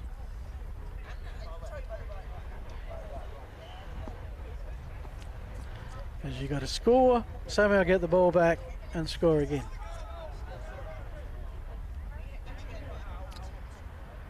Okay, looks like it's some sort of a penalty call.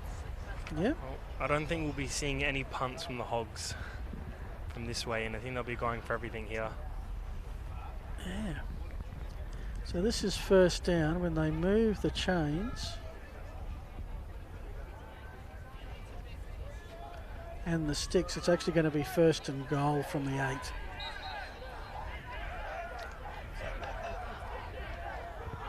Looking for their first score of the second half. They've got the run on the outside, cut the corner!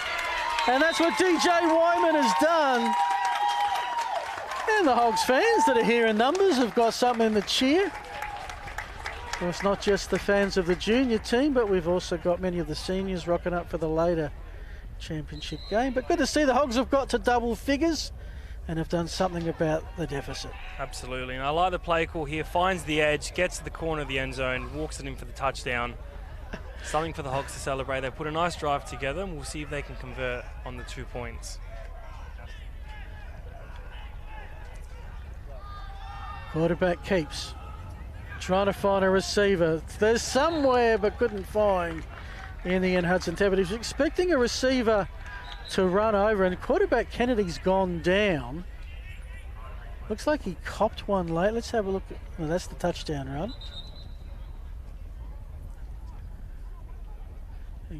Kennedy is not up yet,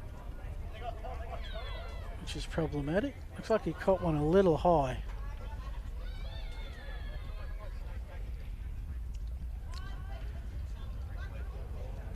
So we have a look now at the 2-point conversion. Yeah, the fact. Okay.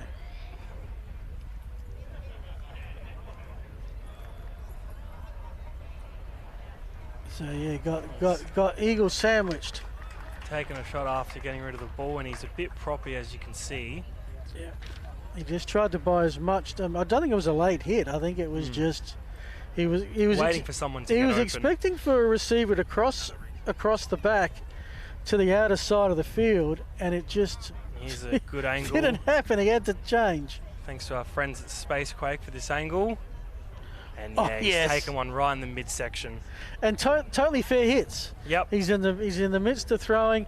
The main issue for him is to get that little bit of height. He's jumped in the air. That leaves him highly vulnerable. But he's now walking off onto his own steam. And Might have just had the wind knocked out of him for a bit. yeah, because there is that little bit where you are unprotected under the shoulder pads. Absolutely. Well, that would have put me in the emergency room if I'd taken that hit. Yeah. Well, if that had happened to me, they just would have felt like it was a bouncy castle and stuff. Anyway, 1st and 10 Eagles. Well, I'll tell you what, if you like scoring, we've had the game for you so far. 48 points. Absolutely. Ball has been moving up and down the field, that's for sure. We've had a few penalties that have stalled some drives, but a lot of points. Well, I actually like the fact the penalties were really intense early on, and they've dropped off. So Felt like they were going to call almost anything, or they were going to call everything. It's settled down a bit. I think both teams have it's early nerves, maybe. put it this way, it is easy, and I wasn't official for 4 weeks in Queensland. I'll share that story in a sec. Can't wait to hear that. So here we go, Eagles take over on offense. They'll drop back to pass, and they'll go over the middle, behind the defense, and this is going to be another touchdown from the Eagles. He's going to keep going, and he's going to cross the plane of the end zone. And in one play, the Eagles score. That's number 80, Eric Sherwood, on the reception. And we said if you like points, you're going to love this. And if you're a fan of the Eagles, well, you're all over this one. That's 40 on the board, 42-12. They restore their 30-point margin with the conversion to come. And just finds right out the back of that Hogs defense. Out the back, beautiful throw. Timed it perfectly, ball placement, unbelievable. 70 yards, easy as that. 70 yards in one play. This Eagles team, it doesn't take a lot. If you blink, you might miss a touchdown. I mean, I must admit, I don't see a lot of the junior games. I come out every year for the grand final. I'm really impressed by the standard of. It's a very high standard of football these juniors play. That's one thing I've noticed throughout the year. It's to a very high level. We'll see if they can convert this 2-point. It's Healy again up the middle and into the end zone. I mean, I can hear there's some tradition that's saying, well, maybe some players could learn how to tackle. Yeah, okay, I got that. But, you know, the quarterback, the receivers, and some of the bullocking running that we've seen today has been fantastic. Yeah. I mean, tackling not needed there, just couldn't keep pace with the lad. The Eagles are setting up their headquarters in the midst of the end zone today. So, yeah, I was going to tell you about my umpiring career. Well, it won't take long, folks. What happened was I was up in Queensland, and one of the umpires got cleaned up on a sweep play. He was one of the side judges. So the umpiring crew were down an umpire, okay? And I was an independent bloke, just moved up from South Australia, wasn't going to play. And I said, well, okay, I've seen league for about 10 years, I'll side judge. Give it a go. Side judge, how hard can that be? And it wasn't too bad, but I realised in retrospect I was over-officious. And I called one flag, and the coach on the other side called me a cheat, which meant I threw my hat. And then we got in an argument, and I was running out of things to throw. And I realised at that point maybe it wasn't for me. And thankfully, the guy who got his arm done was back the next week, so I could retire rather than resign. All in the one session. Yes. I just realised I didn't quite have the patience for all the. Can I use the word crap on the broadcast? I think I can. I just did. That comes with being an official. Meanwhile. And as we have this break and play, we'll just go through our sponsors for the day. Once again, thank you to Smith Partners, our streaming partner Spacequake, who you can watch this live stream via YouTube.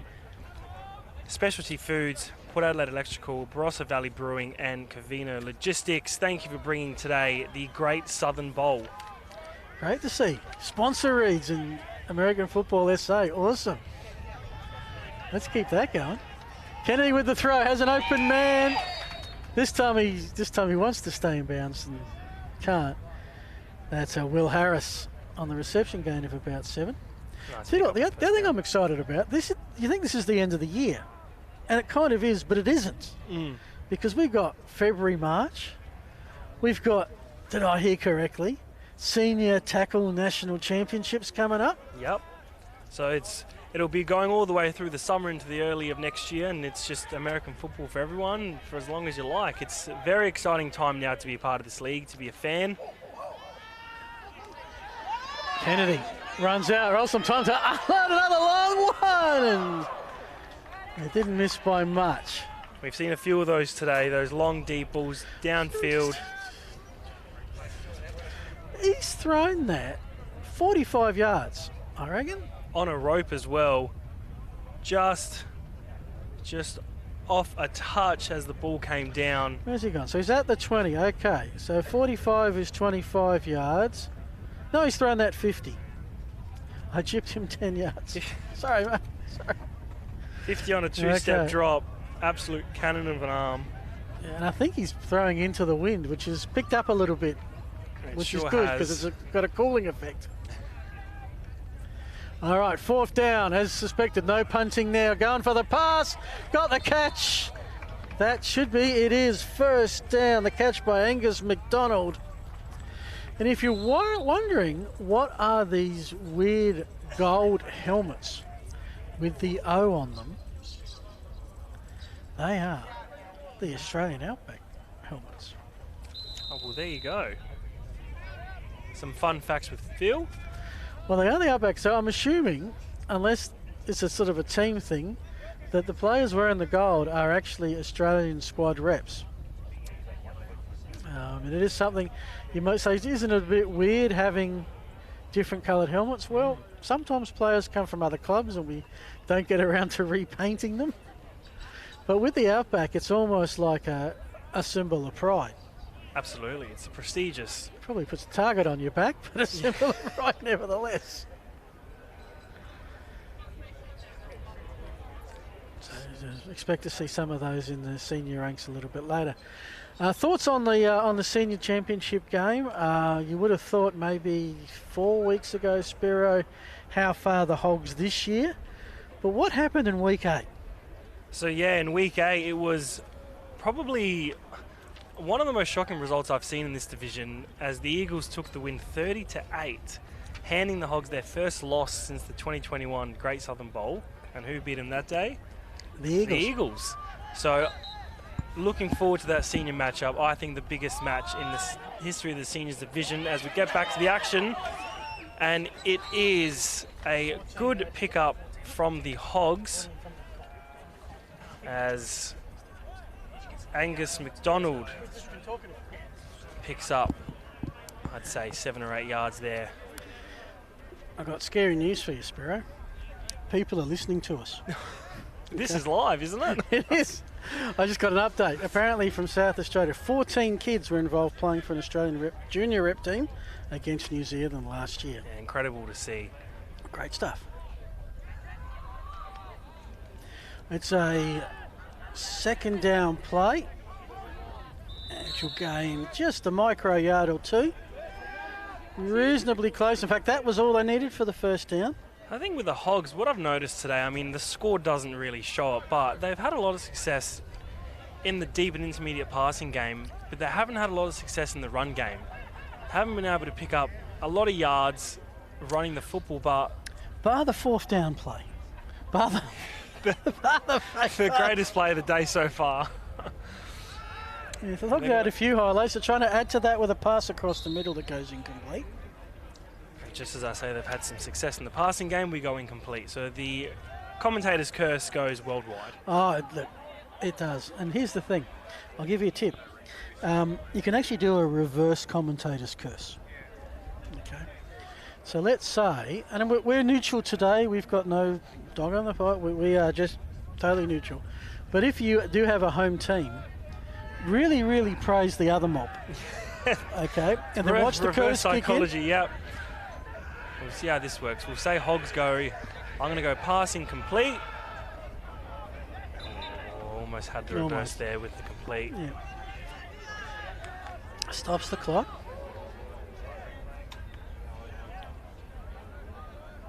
So it'll bring up third down now for the Hogs.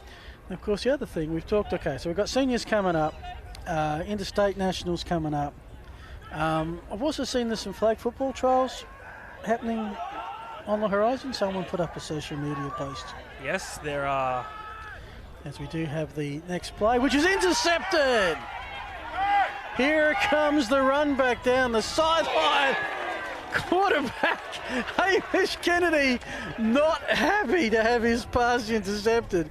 And so had a little bit of response to Jesse Paul. Paul bounced straight back up and said, yeah, okay, my ball. Just watch the end of this, folks. Takes off down the sideline. Here comes the quarterback. Yeah. Gives him one for his troubles. Make him earn it the hard way. And as you mentioned with the, yes, Adelaide flag football is back this summer. Kicking off in January, we'll be hosting our summer series at the home of the AFSA, as mentioned, here at Dry Creek Reserve. So don't miss your chance to be a part of the newest Olympic sport, flag football.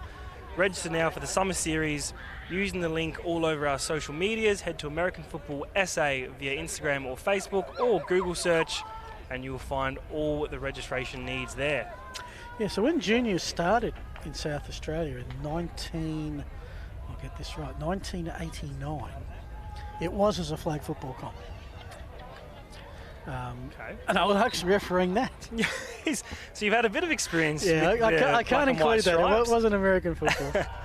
So we'll hand off here to Healy again, who, as he's done all day, is just picking up yard after yard, breaking tackles left, right, and centre. So they're going low, and he's just hurdling over the top.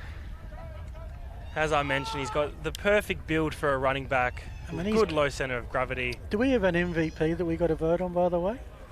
I'll tell you what, it'd be almost a dead heat between Bates and Healy. They've been sensational. Yeah, probably say Healy. There's just a couple of them. Yeah. Those runs, especially that one in the open up. I'd say late in the second quarter. And they're just late in back-breaking the first runs. half. And I reckon they're going to go. They've lined up in the pistol, and I think they're going to go to Healy again. Feed the hot hand. They're going to drop back to pass. It's going to go over the middle, and it's intercepted again for a second time. The Hogs will bring it upfield, and it's another interception for the Hogs. They've got 2 turnovers, and they'll take over possession. Feed the hot hand, I think. I understand the play call trying to throw there, Yeah. but I would just be feeding Healy. And Henry Kennedy is a smart player because Riley Stewart, who threw the intercept, was like, it was similar mode to Kenny. I'm coming across. Kennedy's just. And as we can see, you're not going to touch me. I'm going to step out of on the bounds." Smith Partners replay, thanks to Spacequake, he's just read that perfectly. He's come off, knew where that was going, picked him off, run out of bounds, and the Hogs will take over on offense. And Okay. So we went from having 2 turnovers on one play to no turnovers for ages to 2 in And- about 4. we've had everything in this game, I think, so far. Yeah.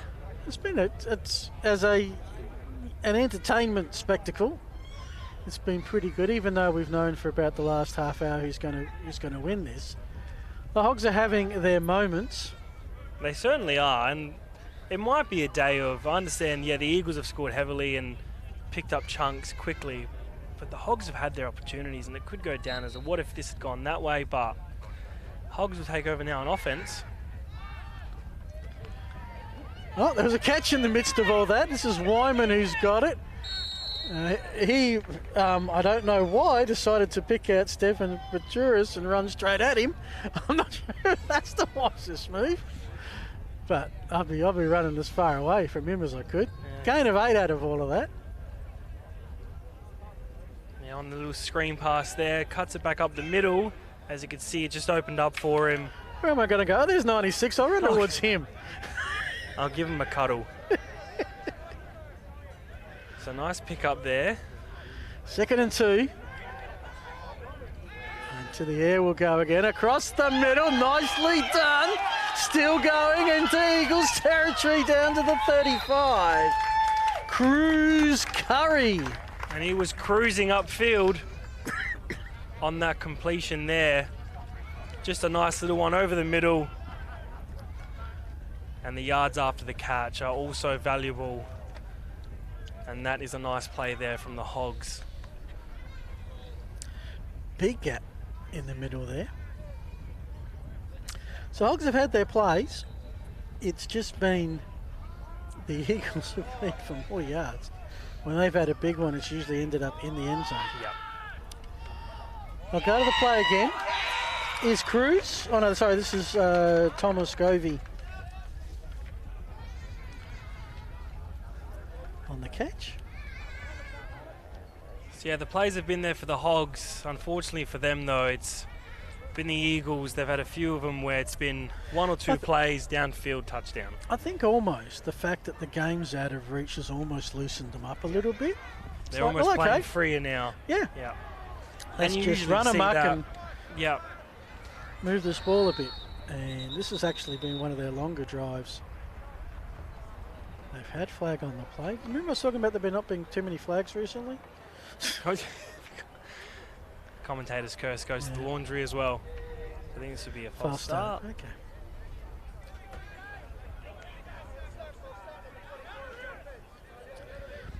And yeah, you make a good point with the game almost being now out of reach of the Hogs. It's almost like it's loosened them up and they're just going out there playing free, Yep.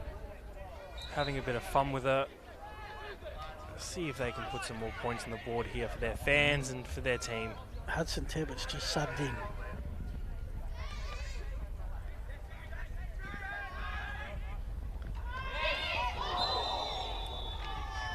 Coming in on the tackle, Mark Dearden, but held onto by Angus McDonald. That's a gain of 9, hasn't quite moved the chains. Ball at the 28-yard line of the Eagles. Third down and a couple in what is resoundingly 4-down territory. Okay, what do we got? We've got University of Indiana. I'm checking out the signs. Yeah, we've got, I think I saw it. Ace of Hearts. Bama Crimson Tide. I think that's a college football playoff game coming up, isn't it? Yeah, the Crimson Tide take on the Oklahoma Sooners today. Is that today? That's today. That's today. That's about an hour ago, I believe it started. Right. Because it is that time of year. It is bowl season. Yep. I was having a lot of fun.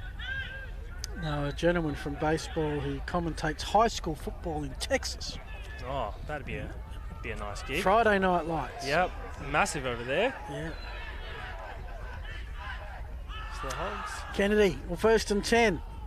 Got a too wide open. I have a feeling he saw that no one was around him and was thinking about how am I going to score here before bringing it in. It was a tad high. And for our college football fans who are watching, the Oklahoma Sooners lead the Alabama Crimson Tide 17-7. 17 going into half-time. Going to half-time, okay. I had the joy of driving around America last year on my long service leave and caught up with my mate, helped him call Texas high school football. There is a story to this. Were you refereeing? No, I was not refereeing, but it's funny. It's actually very funny. You know what? It was Grandview High School in Texas. Their nickname, the Zebras. Oh, the which Zebras. Is what we call them. Yeah. Sideline. They actually this year, you win your region and you make playoffs. And if you win 3 playoffs, you make state. And they made state this year. And they got to play yesterday. It was about 3 o'clock on a Thursday. So this is third down play. I'll tell you the rest in just a tick.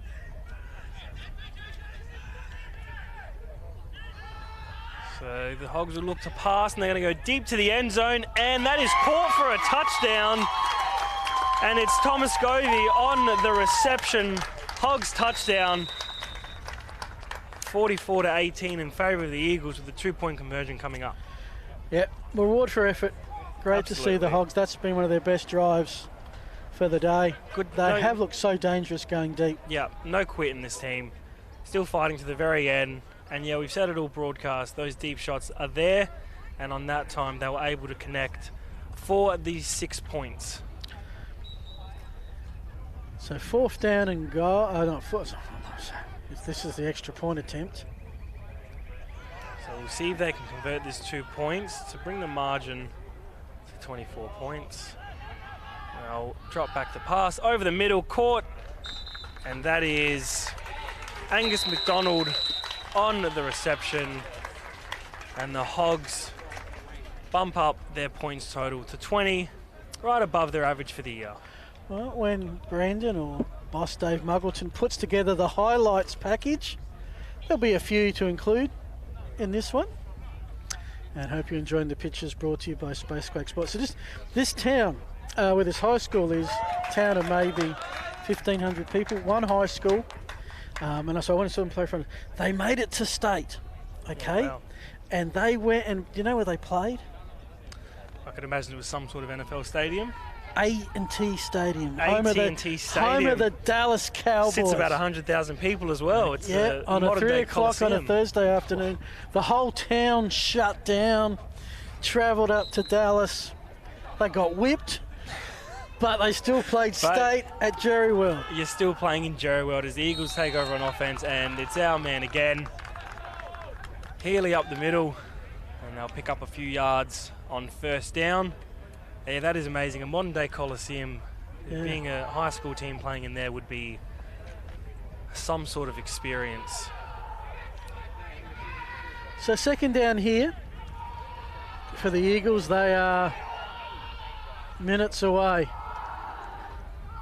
from realising a dream, and they've gone to their main man. It's Healy again who's breaking every single tackle. No one can get near him, and it's another big run for our man, Owen Healy of the Eagles, who has just dominated this Hogs defense, and all credit as well. Like you said, we don't speak about him enough, but this Eagles... He's down there again. No, he was down there again. Jordan Leach making another block. Keep an eye at 57. So he's broke. 57's out there. Who am I going to hit? No, I'm going to get that one. Who am I going to hit? Go push that one away. And eventually, I mean, that's probably sprung Healy for another 10 yards. Absolutely, and this offensive line for the Eagles has just been incredible. They've been strong all day. They've given their quarterback protection, allowed the run game to get going. The Stewart drops back to pass, and he'll go incomplete on first down. Yeah. He was about to go in, ball went out. Just couldn't reset in time. So 2 o'clock is the kickoff time for our Great Southern Bowl, which is about an hour away from now. Absolutely, and what an absolute marquee blockbuster we have to look forward to. So if you're watching on the stream, thanks to Spacequake, and if you have nothing else to do on a Saturday, get down here to Dry Creek Preserve and get in on the action, because it is exciting here. I'm going to ask you a very important question in a sec, because Healy's got the header. He's off again.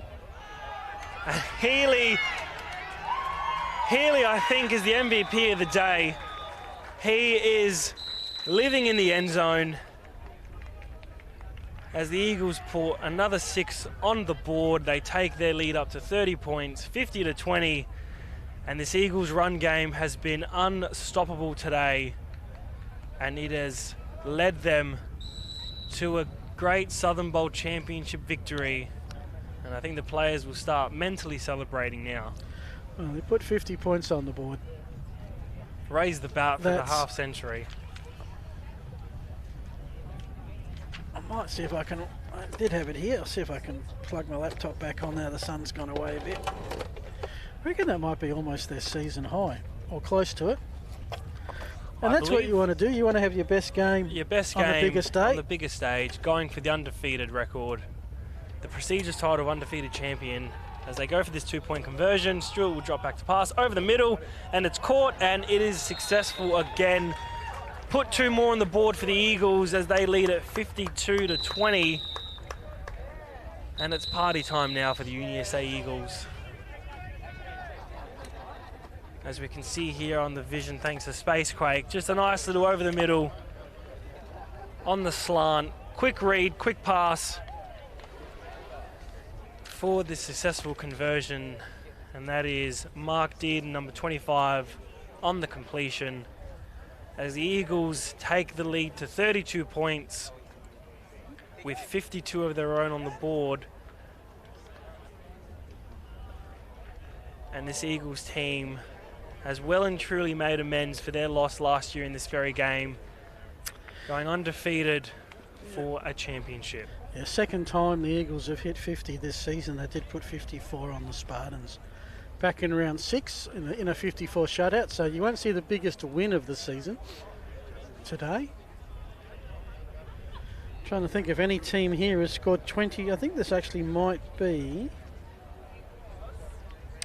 Yeah, Chiefs put 22 on the board and lost to the Hogs, who scored 24.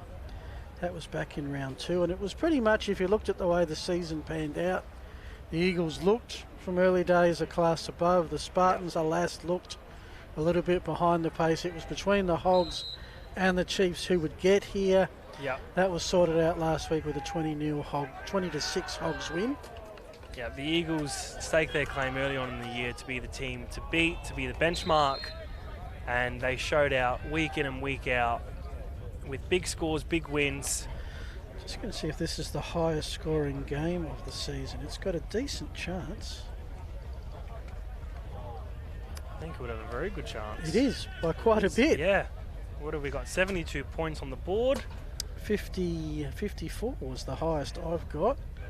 So the Spacequake boys turn up and we put the points on the board for them. 72 in total. Are you entertained out there?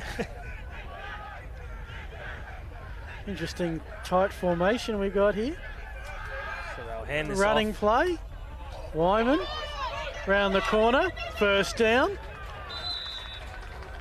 Not usually a formation or a play you'll see when you're trailing by 32 in a championship game, but effective for sure. I think now the Hogs will just drive down the field, see if they can put more points on the board for themselves, but they just probably don't want to give the ball back to the Eagles. Yeah, number 44, Ethan Healy. Assume related to Owen with the tackle, number 44. So, Also got the middle linebacker role. so yeah, going all the way back to the opening day in the Barossa where this Eagles team shut out the Chiefs, who were the reigning champions for their 5th in a row. It felt like this Eagles team had something different about them this year. And I think is that the ball game? And they've taken the knee. And with that, the Eagles own the prestigious title of undefeated champions. Perfect all year, capped off with a perfect performance in the Great Southern Bowl. And they will raise the trophy as champions. And what a year it's been for this Eagles team. Well, they were sensational today. I'm struggling, Spiro, to think of a time when they're off. Aside of 2 turnovers, I don't think they punted all day. No, I don't think they turned it over on downs they all were day. Sharp from the beginning, bar the first snap with the fumble, and here comes the Gatorade shower.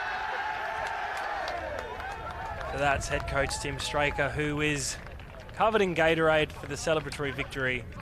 And can I just also maybe just make a quick note, as you know, the pictures will tell a lot of stories here.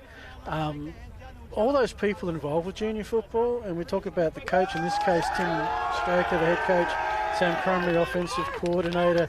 Hasn't he come up with an offense? Assistant coach Clint Stewart, but also Simon Pollitt and Matt Beneke from the Hogs side and those involved with the Chiefs and the Spartans. It's a really important commitment to coach kids. Yeah. Because what you're doing is you're not just coaching players, you're coaching the future of the sport. Yeah, absolutely. Developing young men on and off the field. Absolutely. Big believer in that, and credit to everyone who's taken part in the junior division this year for American Football South Australia.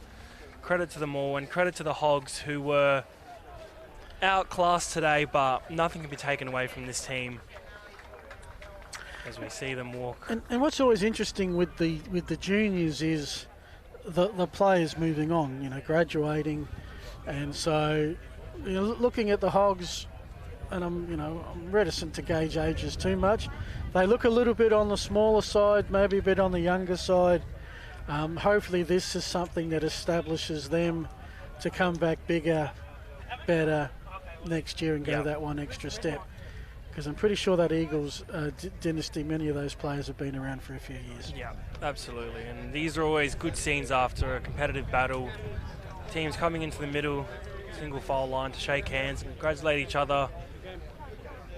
It's always good to see the sportsmanship still alive, especially in the juniors division. Yep. And what'll be interesting now, of course, is will the kids, I look at the size of some of them kids. Hopefully they'll stick around and be the supporters for the seniors. And that's the exciting thing with having the two programs a part of today is the whole program gets involved. The Eagles will celebrate. Hopefully they'll stick around and cheer on their senior counterparts as we head to the presentation with El Presidente Ernesto Covino. Can you hear me? Hello? Yep. Hello? Is that working there? Yeah, but I need to hear that.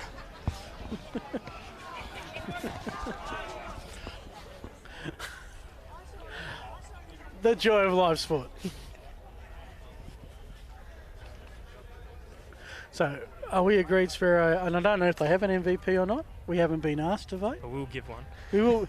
The Spacequake Sports Stream Team. Brandon just looking at a note. Number 2, Eagles, the guy in purple who ran amok all day. Brandon saying, I'm trying to organise a stream here, folks. Leave me alone. There he is. There he is. That's our man. That's our man. Owen Healy. You win the virtual MVP from us. It's always an interesting one when you have an MVP on a grand final day. It's a nice add-on that you might reflect on years later, but for the actual day, it's not that. We won. Yeah. It's a team thing. And it certainly was across the Eagles. Look, the defence will say, hey, we gave up 20 points, maybe not the greatest day. But they also stopped the Hogs enough times early to let their offence do what they does. And when you put up 52, 20 is not too bad, isn't it? Yeah. That's a fantastic game we've watched today, guys. That's a large score we've seen for quite some time in the juniors. On behalf of American Football South Australia, I want to congratulate both teams that took the field today in the Junior Great Southern Bowl. Let's give them a round of applause.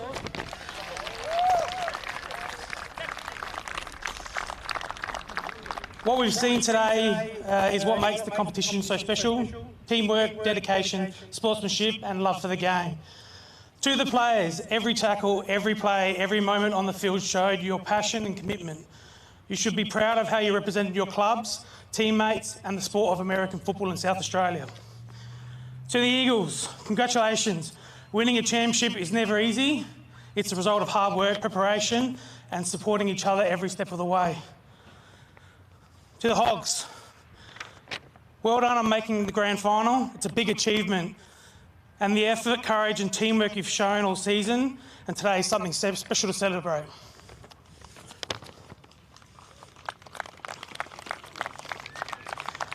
We want to thank the coaches, support staff who dedicate so much time to help these young players develop, the board members, the volunteers who keep everything running smoothly, and our officials for ensuring the game is played fairly and safely. The Junior Great Southern Bowl celebrates everyone's hard work and dedication. With the talent we've seen today, the future of American football in South Australia is bright, and these are the players that will lead it forward into tomorrow.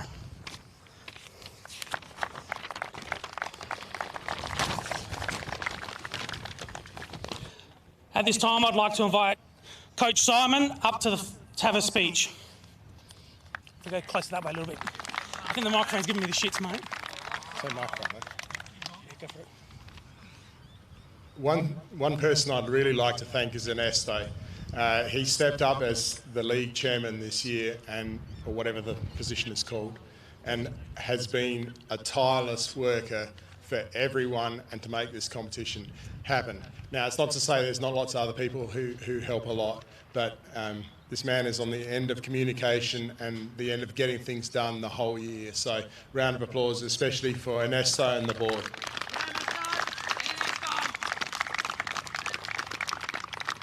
Junior football is pretty wild. One of the things that is so important is the commitment and dedication from all the parents and guardians and people around our players. Every team has a whole lot of parents and support people who put in huge amount of effort to get their guys to training and to games and so on. So make sure every player, give your parents or whoever's responsible for you a hug and say thank you.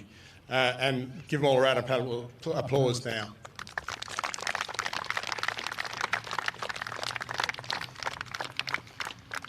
Eagles, you guys have set the standard all year.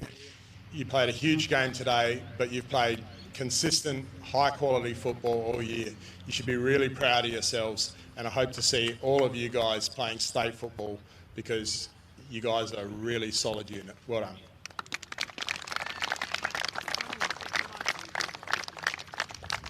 Boys, that's not the result we're looking for, but if you were here with last year, the difference between where we were last year and this year is amazing. The trend is there. We've got very few graduating out. Everyone back next year, different result.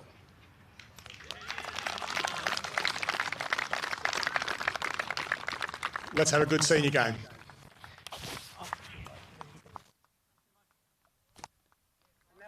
The head coach of the UniSA Eagles, Tim Straker.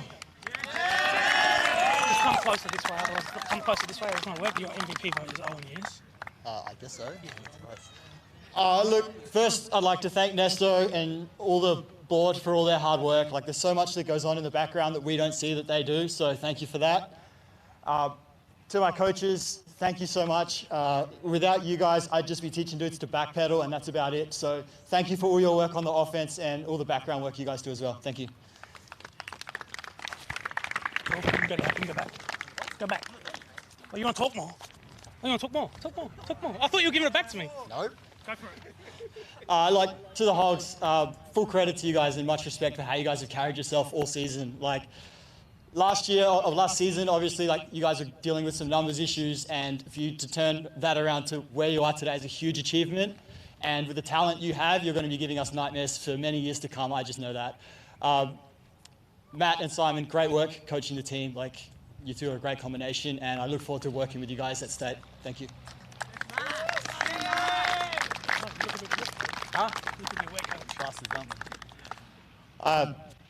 Couldn't be happier with the way you guys have carried yourselves and performed throughout the season. Obviously, quite a few of you have played your last games today, and we're moving on to seniors. I look forward to seeing what you can achieve at that level. For you guys coming back, we've got our work cut out for us, all right? Week 1, I'm sure we're going to be seeing a very motivated Hogs team, and it's on you guys now to step into those starting spots, take over, and keep this thing going, all right? Great work on the season. Thank you very much, Coach. We'll now present today's Junior Most Valuable Player Award, and the winner, which we all know who he is straight away, Ian Healy.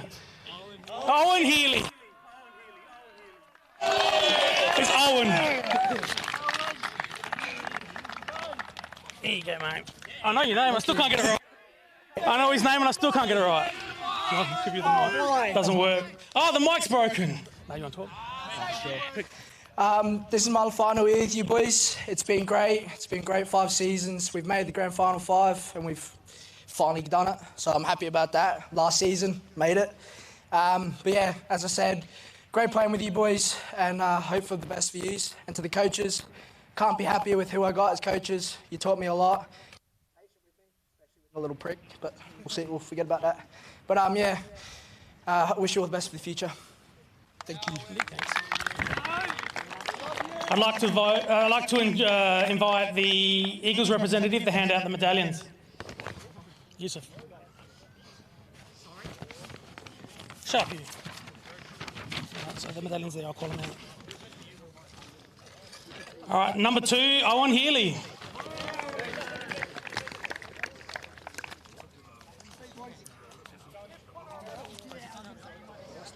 No, just go.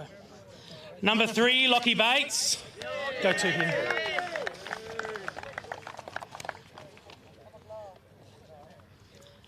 Number 4, AJ.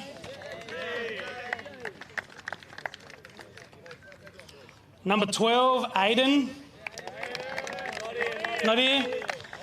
Number 5, Connor White.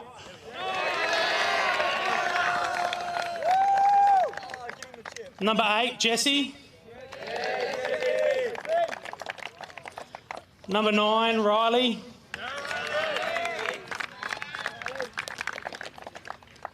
Number 10, Kai.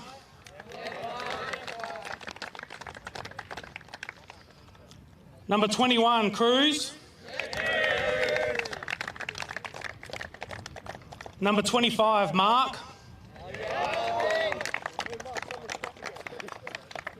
Number 26, Archer. Number 36, Declan.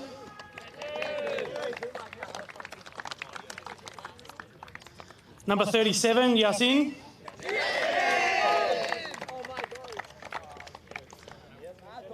Number 44, Ethan.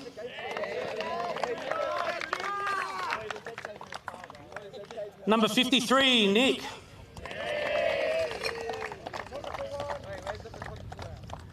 Number 54, Jordan.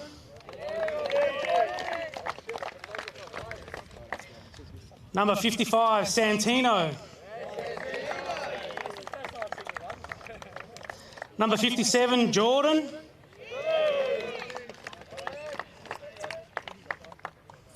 Number 58, Mason.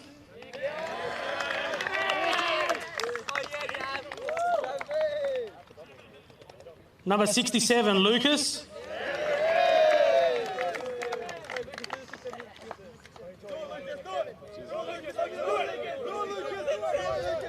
Number 71, Aiden.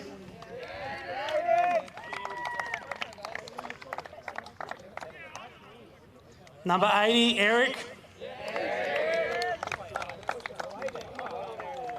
Number 81, Ben.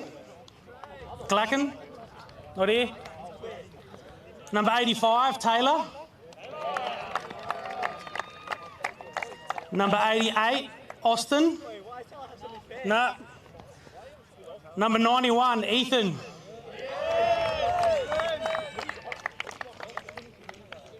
Number 92, EJ.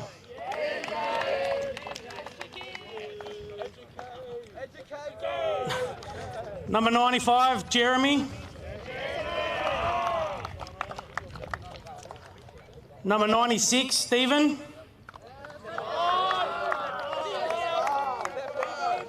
And number 99, Ethan X.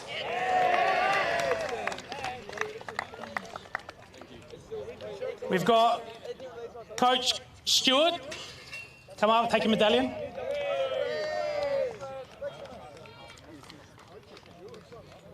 Coach Crummy, who's currently getting ready for the senior game, and Coach Straker. Stay up here, Tim. Stay up here, Tim. Stay up here.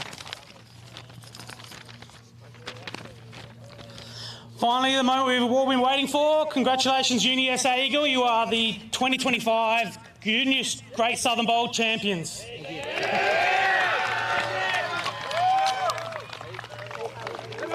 Thank you very much.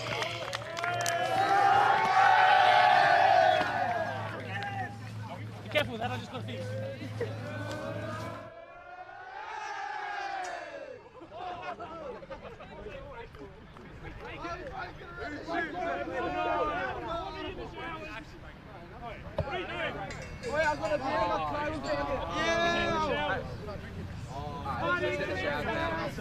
Yeah!